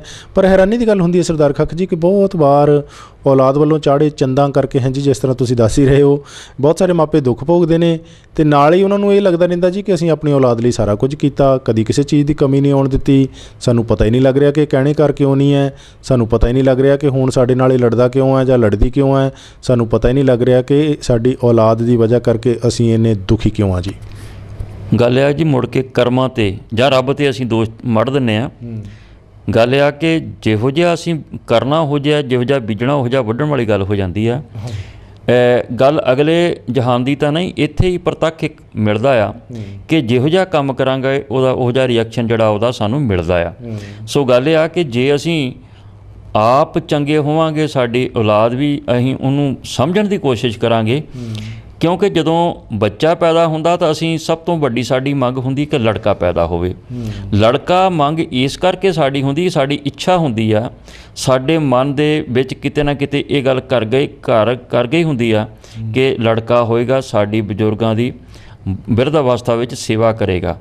ਪਰ ਜਦੋਂ ਅਸੀਂ ਬੱਚਾ ਪੈਦਾ ਹੁੰਦਾ ਵੱਡਾ ਹੁੰਦਾ, ਅਸੀਂ ਜਦੋਂ ਇਸ ਮਾਹੌਲ ਦੇ ਵਿੱਚ ਦੀ ਲਗਾਉਂਦੇ ਆ, ਉਹਨੂੰ ਸੁੱਖ ਸਹੂਲਤਾਂ ਦਿੰਦੇ ਆ, ਅਤੇ ਜਦੋਂ ਉਹ ਸਾਡੇ ਗਲ ਪੈਂਦਾ ਆ ਜਾਂ ਸਾਡੇ ਨਾਲ ਵੀ ਉਹੋ ਜਿਹੇ ਵਤੀਰਾ ਕਰਦਾ ਜਿਹੋ ਜਿਹਾ ਬਾਹਰ ਕਰਦਾ, ਤਾਂ ਫਿਰ ਉਹ ਸਾਡੇ ਮਨ ਦੀ ਜਿਹੜੀ ਆ ਉਹ ਸੁਪਨਾ ਜਿਹੜਾ ਲਿਖਿਆ ਹੁੰਦਾ ਕਿ ਵੱਡੇ ਹੋਇਆਂ ਦੀ ਸੇਵਾ ਕਰੇਗਾ, ਉਹ ਸੇਵਾ ਫਿਰ ਜਿਹੋ ਜਿਹੀ ਕਰਦਾ, ਫਿਰ ਉਸ ਤੋਂ ਸਾਨੂੰ ਅਹਿਸਾਸ ਹੋ ਜਾਣਾ ਚਾਹੀਦਾ ਕਿ ਇਹ ਜਿਹੜਾ ਮਤਲਬ ਕਿ ਇਹ ਜਿਹੜਾ ਬੂਟਾ ਸੀਗਾ, ਜਿਹੜਾ ਫਲ ਕਿਹੋ ਜਿਹਾ ਸਾਨੂੰ ਮਿਲ ਰਿਹਾ। ਕਿਉਂਕਿ ਜੇ ਅਸੀਂ ਸ਼ੁਰੂਆਤ ਹੀ ਉਹਦੀ ਅਸੀਂ ਤਵੱਜੋ ਨਹੀਂ ਦਿੱਤੀ ਉਹਦੇ ਵੱਲ, ਤਾਂ ਫਿਰ ਉਹਦਾ ਜਿਹੜਾ ਸਾਡਾ ਨਤੀਜਾ ਜਿਹੜਾ ਉਹ ਸਾਡੇ ਸਾਹਮਣੇ ਹੁੰਦਾ। ਜੇ ਅਸੀਂ ਚੰਗੀ ਪਰਵਰਿਸ਼ ਅਤੇ ਚੰਗੇ ਵਿਚਾਰਾਂ ਦਾ ਧਾਰਨੀ ਬਣਾਵਾਂਗੇ ਤਾਂ ਹੋ ਸਕਦਾ ਕਿ ਉਹ ਬੱਚਾ ਸਾਡਾ ਬੁਢਾਪੇ ਦਾ ਸਹਾਰਾ ਵੀ ਬਣੇ। ਅਤੇ ਜੇ ਅਸੀਂ ਪਰਵਰਿਸ਼ ਮਾੜੀ ਕੀਤੀ ਆ, ਵਿਚਾਰਾਂ ਦਾ ਮਾੜਾ ਧਾਰਨੀ ਆ, ਸਮਾਜ ਦੇ ਵਿੱਚ ਉਹਨੇ ਗਲਤ ਗੱਲਾਂ ਦਾ ਸਿੱਖਿਆ ਆ, ਤਾਂ ਫਿਰ ਸਮਝਦੇ ਹਾਂ ਕਿ ਉਹ ਜਿਹੜਾ ਬਜ਼ੁਰਗ ਬੁਢਾਪੇ ਦੀ ਜਿਹੜੀ ਲਾਠੀ ਆ ਉਹ ਵੀ ਸਾਡੇ ਵਾਸਤੇ ਗੰਡਾਸਾ ਬਣ ਜਾਏਗੀ। ਅਤੇ ਸਮਝ ਲੈਣਾ ਚਾਹੀਦਾ ਕਿ ਇਹ ਸਾਡਾ ਕਿਸੇ ਵੀ ਵਕਤ ਜਿਹੜਾ ਉਹ ਸਾਡਾ ਖਤਰਨਾਕ ਮੋੜ 'ਤੇ ਅਸੀਂ ਆ ਸਕਦੇ ਹਾਂ, ਇਹ ਸਾਡੀ ਜ਼ਿੰਦਗੀ ਦਾ ਖੌਫ ਬਣ ਸਕਦਾ ਹੈ। ਜਿਸ ਵੇਲੇ ਮਾਪੇ ਵੀ ਔਲਾਦ ਸਾਰੇ ਬੱਚਿਆਂ ਦੇ ਨਾਲ ਬਰਾਬਰ ਦਾ ਵਿਵਹਾਰ ਨਹੀਂ ਕਰਦੇ ਹਨ, ਵਿਤਕਰਾ ਕਰਦੇ ਹਨ, ਕਿਸੇ ਨੂੰ ਖਾਣ ਨੂੰ ਜ਼ਿਆਦਾ, ਕਿਸੇ ਨੂੰ ਖਾਣ ਨੂੰ ਘੱਟ, ਕਿਸੇ ਨੂੰ ਵਧੀਆ ਕੱਪੜੇ, ਕਿਸੇ ਨੂੰ ਘਟੀਆ ਕੱਪੜੇ, ਖਾਸ ਤੌਰ 'ਤੇ ਲੜਕੇ ਅਤੇ ਲੜਕੀਆਂ ਦੀ ਤੁਸੀਂ ਗੱਲ ਕੀਤੀ ਹੈ ਜੀ ਕਿ ਲੜਕੀਆਂ ਨਾਲ ਹਰ ਪੱਧਰ 'ਤੇ ਵਿਤਕਰਾ, ਅਤੇ ਜਦੋਂ ਆਪਣੀਆਂ ਜ਼ਮੀਨਾਂ ਜਾਇਦਾਦਾਂ ਵੀ ਲੜਕੀਆਂ ਕੋਲੋਂ ਖੋਹ ਕੇ ਕਿਸੇ ਤਰੀਕੇ ਦੇ ਨਾਲ ਲੜਕਿਆਂ ਨੂੰ ਹੀ ਦਿੱਤੀਆਂ ਜਾਂਦੀਆਂ। ਅਤੇ ਅੱਜ ਕੱਲ੍ਹ ਤਾਂ ਲੜਕੀਆਂ ਵੀ ਇਹ ਮਹਿਸੂਸ ਕਰਨ ਲੱਗੀਆਂ ਜੀ ਵੱਡੀ ਤਾਦਾਦ ਦੇ ਵਿੱਚ ਕਿ ਮਾਪੇ ਸਾਡੇ ਨਾਲ ਘਰਾਂ ਦੇ ਵਿੱਚ ਵਿਤਕਰਾ ਕਰਦੇ ਆ, ਜ਼ਮੀਨ ਜਾਇਦਾਦਾਂ ਘਰ ਕਿਸੇ ਨਾ ਕਿਸੇ ਤਰੀਕੇ ਨਾਲ ਸਾਡੇ ਦਿਮਾਗਾਂ ਵਿੱਚ ਪਾਉਂਦੇ ਰਹਿੰਦੇ ਆ ਕਿ ਸਾਰਾ ਕੁਝ ਤੁਸੀਂ ਛੱਡ ਕੇ ਚਲੇ ਜਾਣਾ, ਤੁਹਾਨੂੰ ਜਨਮ ਲੈ ਲਿਆ ਤੁਸੀਂ ਸਾਡੇ ਘਰ ਦੇ ਵਿੱਚ, ਤੁਹਾਨੂੰ ਹਾਂਜੀ ਪੜ੍ਹਾਤਾ ਇੰਨਾ ਬਹੁਤ ਹੈ, ਤੁਹਾਨੂੰ ਅਸੀਂ ਵਿਆਹਤਾ ਇੰਨਾ ਬਹੁਤ ਹੈ। ਪਰ ਦੂਸਰੇ ਪਾਸੇ ਉਹ ਲੜਕੀਆਂ ਹੁਣ ਕਹਿੰਦੀਆਂ ਨੇ ਜੀ ਕਿ ਇਹਨਾਂ ਨੇ ਪੜ੍ਹਾਇਆ ਅਤੇ ਵਿਆਹਿਆ ਅਤੇ ਲੜਕਿਆਂ ਨੂੰ ਵੀ ਹੁੰਦਾ ਹੈ, ਉਹਨਾਂ 'ਤੇ ਕੋਈ ਅਹਿਸਾਨ ਨਹੀਂ, ਸਾਡੇ 'ਤੇ ਅਹਿਸਾਨ ਜਤਾਉਂਦੇ ਰਹਿੰਦੇ ਆ। ਸੋ ਇੱਕ ਤਰੀਕੇ ਦੇ ਨਾਲ ਜੇ ਲੜਕੀਆਂ ਮਾਪਿਆਂ ਦਾ ਸਤਿਕਾਰ ਕਰਨਾ ਵੀ ਚਾਹੁੰਦੀਆਂ ਨੇ ਅਤੇ ਇਹੋ ਜਿਹੇ ਉਹਨਾਂ ਦੇ ਵਿਤਕਰੇ ਭਰਪੂਰ ਆਚਰਣ ਕਰਕੇ ਵੀ ਲੜਕੀਆਂ ਦੇ ਮਨੋਂ ਵੀ ਮਾਪੇ ਲੈ ਰਹੇ ਆ ਜੀ। ਜੌਹਲ ਸਾਹਿਬ, ਇਹ ਸਮਾਂ ਸੀ ਜਦੋਂ ਇਹ ਗੱਲਾਂ ਨਹੀਂ ਸੀ ਸੋਚੀਆਂ ਜਾਂਦੀਆਂ, ਪਰ ਹੁਣ ਜੇ ਅਸੀਂ ਕਹੀਏ ਕਿ ਸਮਾਂ 21ਵੀਂ ਸਦੀ ਦੇ ਵਿੱਚ ਪੜ੍ਹੇ ਲਿਖੇ ਲੋਕਾਂ ਦਾ ਆ, ਸੂਝਵਾਨ ਲੋਕਾਂ ਦਾ, ਔਰ ਹਰੇਕ ਨੂੰ ਆਪਣੇ ਹੱਕ ਪਛਾਣਨ ਦੀ, ਫਰਜ਼ ਪਛਾਣਨ ਦਾ ਪੂਰਾ ਅਧਿਕਾਰ ਆ, ਤਾਂ ਫਿਰ ਜਿੱਥੇ ਲੜਕੇ ਦੇ ਵਾਸਤੇ ਮਾਪੇ ਪੱਬਾਂ ਭਾਰ ਹੋਏ ਫਿਰਦੇ ਆ, ਉੱਥੇ ਫਿਰ ਲੜਕੀਆਂ ਵੀ ਇਹ ਸੋਚਦੀਆਂ ਕਿ ਸਾਡੇ ਨਾਲ ਇੰਨਾ ਵਿਤਕਰਾ ਕਿਉਂ, ਕਿਉਂਕਿ ਅਸੀਂ ਵੀ ਤਾਂ ਉਸੇ ਮਾਂ ਦੀ ਜਾਈ ਆ ਜਿਸ ਮਾਂ ਦਾ ਇੱਕ ਮੇਰਾ ਵੀਰ ਜਾਇਆ ਆ। ਸੋ ਗੱਲ ਇਹ ਆ ਕਿ ਜਦੋਂ ਇਹੋ ਜਿਹੀ ਗੱਲ ਹੁੰਦੀ ਆ ਤਾਂ ਉਹਨਾਂ ਦੇ ਮਨ ਦੇ ਵਿੱਚ, ਲੜਕੀਆਂ ਦੇ ਮਨ ਵਿੱਚ ਨਫ਼ਰਤ, ਹੀਣ ਭਾਵਨਾ ਅਤੇ ਜਿਹੜੀ ਆ ਇਹ ਵਖਰੇਵਾਂ ਜਿਹੜਾ ਆ ਉਹਨਾਂ ਦੇ ਮਨ ਦੇ ਵਿੱਚ ਉਪਜਦਾ, ਅਤੇ ਉਹ ਸਵਾਲ ਉੱਠਦੇ ਆ ਉਹਨਾਂ ਦੇ ਮਨ ਵਿੱਚ ਵੀ ਆਪਣੀ ਮਾਂ ਪ੍ਰਤੀ, ਆਪਣੇ ਬਾਪ ਪ੍ਰਤੀ, ਕਿ ਇਹ ਜਾਇਦਾਦ ਦਾ ਹੱਕਦਾਰ ਕਿਵੇਂ ਬਣ ਗਿਆ ਜਦ ਅਸੀਂ ਦੋਵੇਂ ਬਰਾਬਰ ਦੇ ਇਸ ਪਰਿਵਾਰ ਦੇ ਵਿੱਚ ਸਾਡੀ ਪਰਵਰਿਸ਼ ਹੋ ਰਹੀ ਆ, ਸਿਰਫ ਇਸ ਕਰਕੇ ਕਿਉਂਕਿ ਇਹ ਲੜਕਾ ਹੈ ਤਾਂ ਮੈਂ ਲੜਕੀ ਹਾਂ। ਹਾਂ, ਇੰਨਾ ਜ਼ਰੂਰ ਸੀ ਕਿ ਜਦੋਂ ਪਹਿਲਾਂ ਸਮਾਂ ਸੀ, ਧੀਆਂ ਧਨ ਪਰਾਇਆ ਕਹਿਣ ਤੋਂ ਭਾਵ ਇਹ ਸੀ ਕਿ ਵਿਆਹੀਆਂ ਜਾਂਦੀਆਂ ਸੀਗੀਆਂ, ਉਦੋਂ ਜਾਇਦਾਦਾਂ ਦਾ ਵੀ ਇੰਨਾ ਬੋਲਬਾਲਾ ਨਹੀਂ ਸੀ।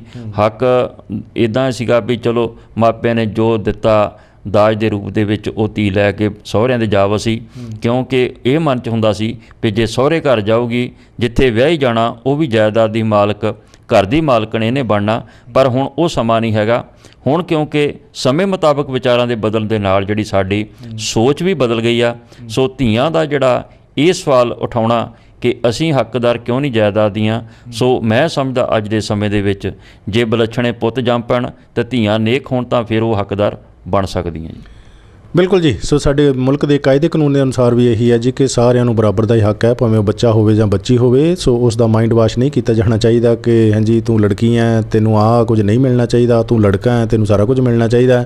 ਸੋ ਇਸ ਕਿਸਮ ਦੇ ਵਿਤਕਰੇ ਜੋ ਹਨ ਘਰਾਂ ਦੇ ਵਿੱਚ ਔਲਾਦਾਂ ਦੇ ਨਾਲ, ਕਾਨੂੰਨ ਦੇ ਵੱਲੋਂ ਇਹ ਅਜਿਹਾ ਵਿਤਕਰਾ ਕਿਸੇ ਵੀ ਤਰ੍ਹਾਂ ਜੋ ਹੈ ਇਹ ਨਹੀਂ ਜਾਰੀ ਰੱਖਣ ਦਿੱਤਾ ਜਾ ਰਿਹਾ ਹੈ। ਹਾਲ ਦੀ ਘੜੀ ਕਾਫੀ ਵੱਡੀ ਤਾਦਾਦ ਦੇ ਵਿੱਚ ਅਸੀਂ ਦੇਖ ਰਹੇ ਹਾਂ ਕਿ ਮਾਪੇ, ਔਲਾਦਾਂ, ਲੜਕੀਆਂ ਹਾਂਜੀ ਜਾਇਦਾਦਾਂ ਦੇ ਝਗੜਿਆਂ ਕਰਕੇ ਕਾਫੀ ਜਿੱਥੇ ਦੁੱਖੜੇ ਇੱਕ ਦੂਸਰੇ ਦੇ ਉਹ ਦੂਸਰੇ ਲੋਕਾਂ ਦੇ ਨਾਲ ਰੋਂਦੀਆਂ ਦੇਖੇ ਜਾਂਦੇ ਨੇ। ਇਸ ਦੇ ਨਾਲ ਹੀ ਅਦਾਲਤਾਂ ਦੇ ਵਿੱਚ ਫਾਈਲਾਂ ਦੇ ਵੀ ਕਾਫੀ ਵੱਡੀ ਤਾਦਾਦ ਦੇ ਵਿੱਚ ਢੇਰ ਲੱਗੇ ਹੋਏ ਨੇ।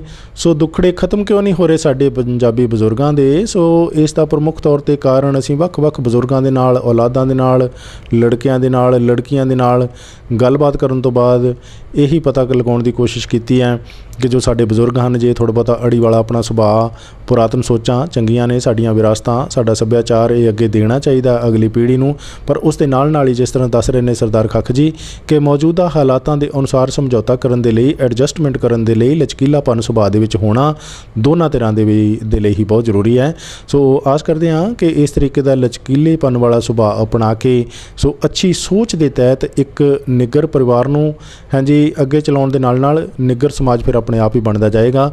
ਸੋ ਆਸ ਕਰਦੇ ਹਾਂ ਕਿ ਸਾਡੇ ਪੰਜਾਬੀ ਬਜ਼ੁਰਗਾਂ ਦੇ ਦੁੱਖੜੇ ਪੰਜਾਬ ਦੇ ਵਿੱਚੋਂ ਵੀ ਖਤਮ ਹੋ ਜਾਣਗੇ, ਅਤੇ ਜੇ ਉਹ ਪੰਜਾਬ 'ਚੋਂ ਕੋਈ ਚੰਗਾ ਸੁਪਨਾ ਲੈ ਕੇ ਵਿਦੇਸ਼ ਦੀ ਧਰਤੀ 'ਤੇ ਜਾਂਦੇ ਨੇ ਅਤੇ ਉੱਥੇ ਜਾ ਕੇ ਆਪਣਾ ਚੱਜ, ਆਚਾਰ, ਆਪਣਾ ਪਰਿਵਾਰ ਦੇ ਨਾਲ ਵਿਵਹਾਰ ਇਸ ਕਿਸਮ ਦਾ ਰੱਖਣਗੇ। ਬਜ਼ੁਰਗ ਸਾਡੇ ਆਦਮੀ ਵੀ, ਬੀਬੀਆਂ ਮਾਵਾਂ ਵੀ, ਕਿਉਂਕਿ ਵੱਡੀ ਤਾਦਾਦ ਦੇ ਵਿੱਚ ਅਸੀਂ ਵਿਦੇਸ਼ਾਂ 'ਤੇ ਦੇਖਦੇ ਹਾਂ ਕਿ ਸਾਡੀਆਂ ਬੀਬੀਆਂ ਮਾਵਾਂ ਦੇ ਸੁਭਾਵਾਂ ਕਰਕੇ, ਉਹਨਾਂ ਦੀਆਂ ਅੜੀਆਂ ਕਰਕੇ ਵੱਡੀ ਤਾਦਾਦ ਦੇ ਵਿੱਚ ਤਰਾਸਦੀਆਂ ਪਰਿਵਾਰ ਭੋਗ ਰਹੇ ਨੇ। ਨੂੰਹਾਂ ਵੀ, ਉਹਨਾਂ ਦੇ ਲੜਕੇ ਵੀ, ਉਹਨਾਂ ਦੀਆਂ ਪੋਤੇ ਪੋਤੀਆਂ ਵੀ। ਸੋ ਬਹੁਤ ਵਾਰ ਅਸੀਂ ਦੇਖਦੇ ਹਾਂ ਕਿ ਬਜ਼ੁਰਗਾਂ ਦੀ ਅੜੀ ਕਰਕੇ, ਆਦਮੀਆਂ ਦੀ ਨਹੀਂ ਸਗੋਂ ਔਰਤਾਂ ਦੀ ਵੀ ਅੜੀ ਕਰਕੇ, ਘਰ ਦੀਆਂ ਬੀਬੀਆਂ ਮਾਵਾਂ ਦੀ ਜ਼ਿੱਦ ਕਰਕੇ ਬਹੁਤ ਜੋ ਵੱਡੇ ਕਲੇਸ਼ ਨੇ ਘਰਾਂ ਦੇ ਵਿੱਚ ਪਏ ਰਹਿੰਦੇ ਨੇ। ਸੋ ਅਸੀਂ ਗੱਲਬਾਤ ਕਰ ਰਹੇ ਸੀ ਸਰਦਾਰ ਨਿਰਮਲ ਸਿੰਘ ਜੀ ਖੱਖ ਹੋਣਾ ਦੇ ਨਾਲ ਅੱਜ ਦੇ ਪ੍ਰੋਗਰਾਮ ਦੇ ਵਿੱਚ ਕਿ ਸਾਡੇ ਪੰਜਾਬੀ ਬਜ਼ੁਰਗਾਂ ਦੇ ਦੁੱਖੜੇ ਖਤਮ ਕਿਉਂ ਨਹੀਂ ਹੋ ਰਹੇ, ਭਾਵੇਂ ਕਿ ਸੰਸਾਰ ਦੇ ਕੋਨੇ-ਕੋਨੇ ਦੇ ਵਿੱਚ ਜਾ ਕੇ ਅੱਜ ਵਸੇ ਹਨ।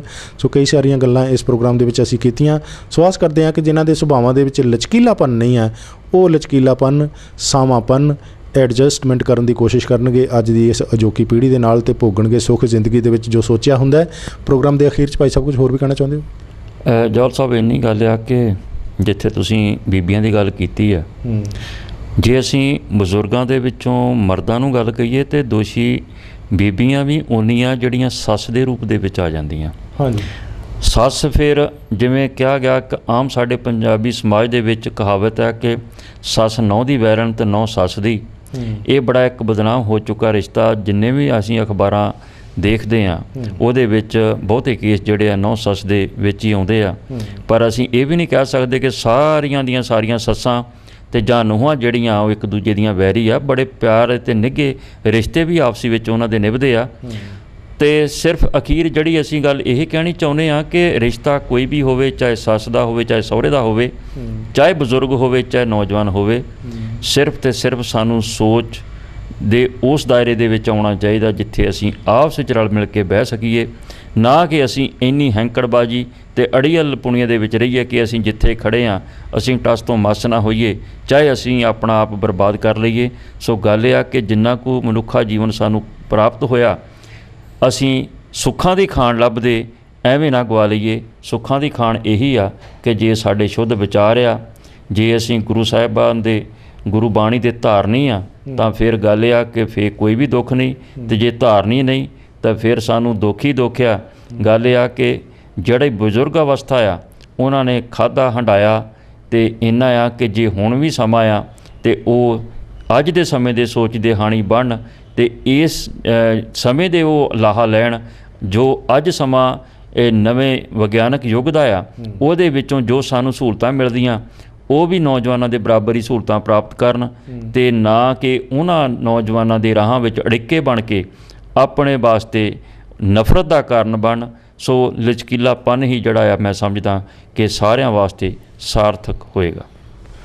ਬਿਲਕੁਲ ਜੀ। ਫਿਰ ਵੀ ਅਸੀਂ ਬੇਨਤੀ ਕਰਦੇ ਹਾਂ ਕਿ ਕਈ ਵਾਰੀ ਆਦਤਾਂ ਪੱਕੀਆਂ ਹੁੰਦੀਆਂ ਨੇ, ਬਜ਼ੁਰਗ ਅਵਸਥਾ ਤੱਕ ਜਦੋਂ ਵਿਅਕਤੀ ਦੀਆਂ ਆਦਤਾਂ ਪੱਕ ਜਾਂਦੀਆਂ ਨੇ ਤੇ ਉਹਨਾਂ ਨੂੰ ਬਦਲਣਾ ਵੀ ਕਈ ਵਾਰੀ ਇੰਨਾ ਸੌਖਾ ਨਹੀਂ ਹੁੰਦਾ। ਸੋ ਬੇਨਤੀ ਕਰਦੇ ਹਾਂ ਕਿ ਅਜਿਹੀ ਔਲਾਦ ਜਿਹੜੀ ਕਿ ਆਪਣੇ ਮਾਪਿਆਂ ਜਾਂ ਬਜ਼ੁਰਗਾਂ ਦੀਆਂ ਪੱਕੀਆਂ ਹੋਈਆਂ ਆਦਤਾਂ ਦਾ ਸਾਹਮਣਾ ਕਰ ਰਹੀ ਹੋਵੇ, ਫਿਰ ਵੀ ਬੇਨਤੀ ਕਰਦੇ ਹਾਂ ਕਿ ਉਹਨਾਂ ਨੂੰ ਜਰਨਾ, ਸਬਰ ਕਰਨਾ, ਸੰਤੋਖ ਦੇ ਨਾਲ ਕੋਸ਼ਿਸ਼ ਕਰਨਾ ਕਿ ਫਿਰ ਵੀ ਉਹਨਾਂ ਮਾਪਿਆਂ ਨੇ ਕਿਉਂਕਿ ਜ਼ਿੰਦਗੀ ਦਿੱਤੀ ਹੈ ਔਲਾਦ ਨੂੰ, ਸੋ ਉਹਨਾਂ ਦਾ ਹਮੇਸ਼ਾ ਸਤਿਕਾਰ ਕੀਤਾ ਜਾਣਾ ਚਾਹੀਦਾ ਹੈ। ਜਦੋਂ ਬੱਚੇ ਛੋਟੇ ਹੁੰਦੇ ਨੇ, ਵੱਡੇ ਹੁੰਦੇ ਨੇ, ਕਿੰਨੇ ਮਾਪੇ ਉਹਨਾਂ ਦੇ ਲਈ ਦੁੱਖ ਤਕਲੀਫਾਂ ਹੰਡਾਉਂਦੇ ਨੇ। ਇਹ ਜਦੋਂ ਉਹਨਾਂ ਬੱਚਿਆਂ ਦੇ ਅੱਗੋਂ ਜਾ ਕੇ ਬੱਚੇ ਹੁੰਦੇ ਨੇ ਤੇ ਫਿਰ ਉਹਨਾਂ ਨੂੰ ਪਤਾ ਲੱਗ ਜਾਂਦਾ ਹੈ। ਸੋ ਉਹਨਾਂ ਕੀਤੀਆਂ ਹੋਈਆਂ ਔਲਾਦ ਦੇ ਪ੍ਰਤੀ ਮਾਪਿਆਂ ਦੀਆਂ ਸੇਵਾਵਾਂ ਨੂੰ ਹੈ ਜੀ, ਉਹਨਾਂ ਦੇ ਜਜ਼ਬੇ ਨੂੰ ਮਹਿਸੂਸ ਕਰਕੇ ਹਮੇਸ਼ਾ ਜੇ ਉਹਨਾਂ ਦੀ ਕੋਈ ਜ਼ਿਆਦਤੀ ਕਦੀ ਜਰਨੀ ਵੀ ਪਵੇ ਤੇ ਉਸ 'ਤੇ ਕਿੰਤੂ ਪਰੰਤੂ ਨਾ ਕਰਨਾ। ਸੋ ਕੋਸ਼ਿਸ਼ ਕਰਨਾ ਕਿ ਵੱਧ ਤੋਂ ਵੱਧ ਮਾਪਿਆਂ ਦੀਆਂ ਪੱਕੀਆਂ ਹੋਈਆਂ ਆਦਤਾਂ ਦਾ ਵੀ ਬੁਰਾ ਨਾ ਮਨਾਉਂਦੇ ਹੋਏ ਚੜ੍ਹਦੀ ਕਲਾ ਦੇ ਵਿੱਚ ਹੀ ਤੇਰਾ ਭਾਣਾ ਮੀਠਾ ਲਾਗੇ ਦੇ ਅਨੁਸਾਰ ਮਾਪਿਆਂ ਦੀ ਹਮੇਸ਼ਾ ਸੇਵਾ ਦੇ ਵਿੱਚ ਹੀ ਜੁਟੇ ਰਹਿਣਾ, ਉਸ ਦੇ ਵਿੱਚੋਂ ਚੜ੍ਹਦੀ ਕਲਾ ਜ਼ਿੰਦਗੀ ਦੀ ਪ੍ਰਾਪਤ ਹੋ ਸਕਦੀ ਹੈ। ਸੋ ਮਾਪਿਆਂ ਦੀਆਂ, ਬਜ਼ੁਰਗਾਂ ਦੀਆਂ ਅਸੀਸਾਂ, ਉਹਨਾਂ ਦੀਆਂ ਸੇਵਾ ਲੈ ਕਰਕੇ ਜੋ ਪ੍ਰਾਪਤ ਕੀਤੀਆਂ ਜਾਂਦੀਆਂ ਔਲਾਦਾਂ ਵੱਲੋਂ, ਛੋਟਿਆਂ ਵੱਲੋਂ, ਉਹਨਾਂ ਦੇ ਕਰਕੇ ਜ਼ਿੰਦਗੀ ਦੇ ਵਿੱਚ ਇੱਕ ਅਲੱਗ ਤਰ੍ਹਾਂ ਦਾ ਆਨੰਦ ਜੋ ਹੈ ਬਣਿਆ ਰਹਿੰਦਾ ਹੈ। ਸੋ ਆਸ ਕਰਦੇ ਹਾਂ ਕਿ ਉਸ ਆਨੰਦ ਦਾ ਲੁਤਫ ਉਠਾਵੇਗੀ ਅੱਜ ਦੀ ਨੌਜਵਾਨ ਪੀੜ੍ਹੀ। ਸੋ ਬਜ਼ੁਰਗਾਂ ਵੱਲੋਂ ਜੇ ਹਾਂਜੀ ਅਣਜਾਣ ਪੁਣੇ ਦੇ ਵਿੱਚ ਅਸੀਂ ਕਹਾਂਗੇ, ਅਸੀਂ ਇਹ ਨਹੀਂ ਕਹਿੰਦੇ ਕਿ ਜਾਣ ਬੁੱਝ ਕੇ ਕੋਈ ਆਪਣੀ ਔਲਾਦ ਨੂੰ ਦੁੱਖ ਦੇਣਾ ਚਾਹੁੰਦਾ ਹੋਵੇਗਾ ਜਾਂ ਦੁੱਖ ਭੋਗਣਾ ਚਾਹੁੰਦਾ ਹੋਵੇਗਾ, ਪਰ ਜੇ ਪ੍ਰੈਵਲੈਂਟ ਹੈ ਸਾਡੇ ਸਮਾਜ ਦੇ ਵਿੱਚ ਇਹ ਸਾਰਾ ਕੁਝ ਹੋ ਰਿਹਾ ਹੈ, ਅਣਜਾਣ ਪੁਣੇ ਦੇ ਵਿੱਚ ਕਹਿ ਲਓ ਜਾਂ ਜਾਣ ਬੁੱਝ ਕੇ ਕਹਿ ਲਓ, ਪਰ ਫਿਰ ਵੀ ਜਿਵੇਂ ਵੀ ਇਹ ਸਾਰਾ ਕੁਝ ਹੋ ਰਿਹਾ, ਇਹ ਸਾਰਾ ਕੁਝ ਹਟੇ ਮਿਟੇ ਤੇ ਸਾਨੂੰ ਸੁਪਨਿਆਂ ਦਾ ਜੀਵਨ ਸੁੱਖਾਂ ਭਰਪੂਰ ਪ੍ਰਾਪਤ ਹੋਵੇ। ਆਸ ਕਰਦੇ ਹਾਂ ਅਜਿਹੀ, ਤੇ ਅਜਿਹੀ ਆਸ ਦੇ ਨਾਲ ਹੀ ਇਸ ਪ੍ਰੋਗਰਾਮ ਨੂੰ ਇੱਥੇ ਹੀ ਕਰਦੇ ਹਾਂ ਸਮਾਪਤ। ਸਤਿ ਸ਼੍ਰੀ ਅਕਾਲ।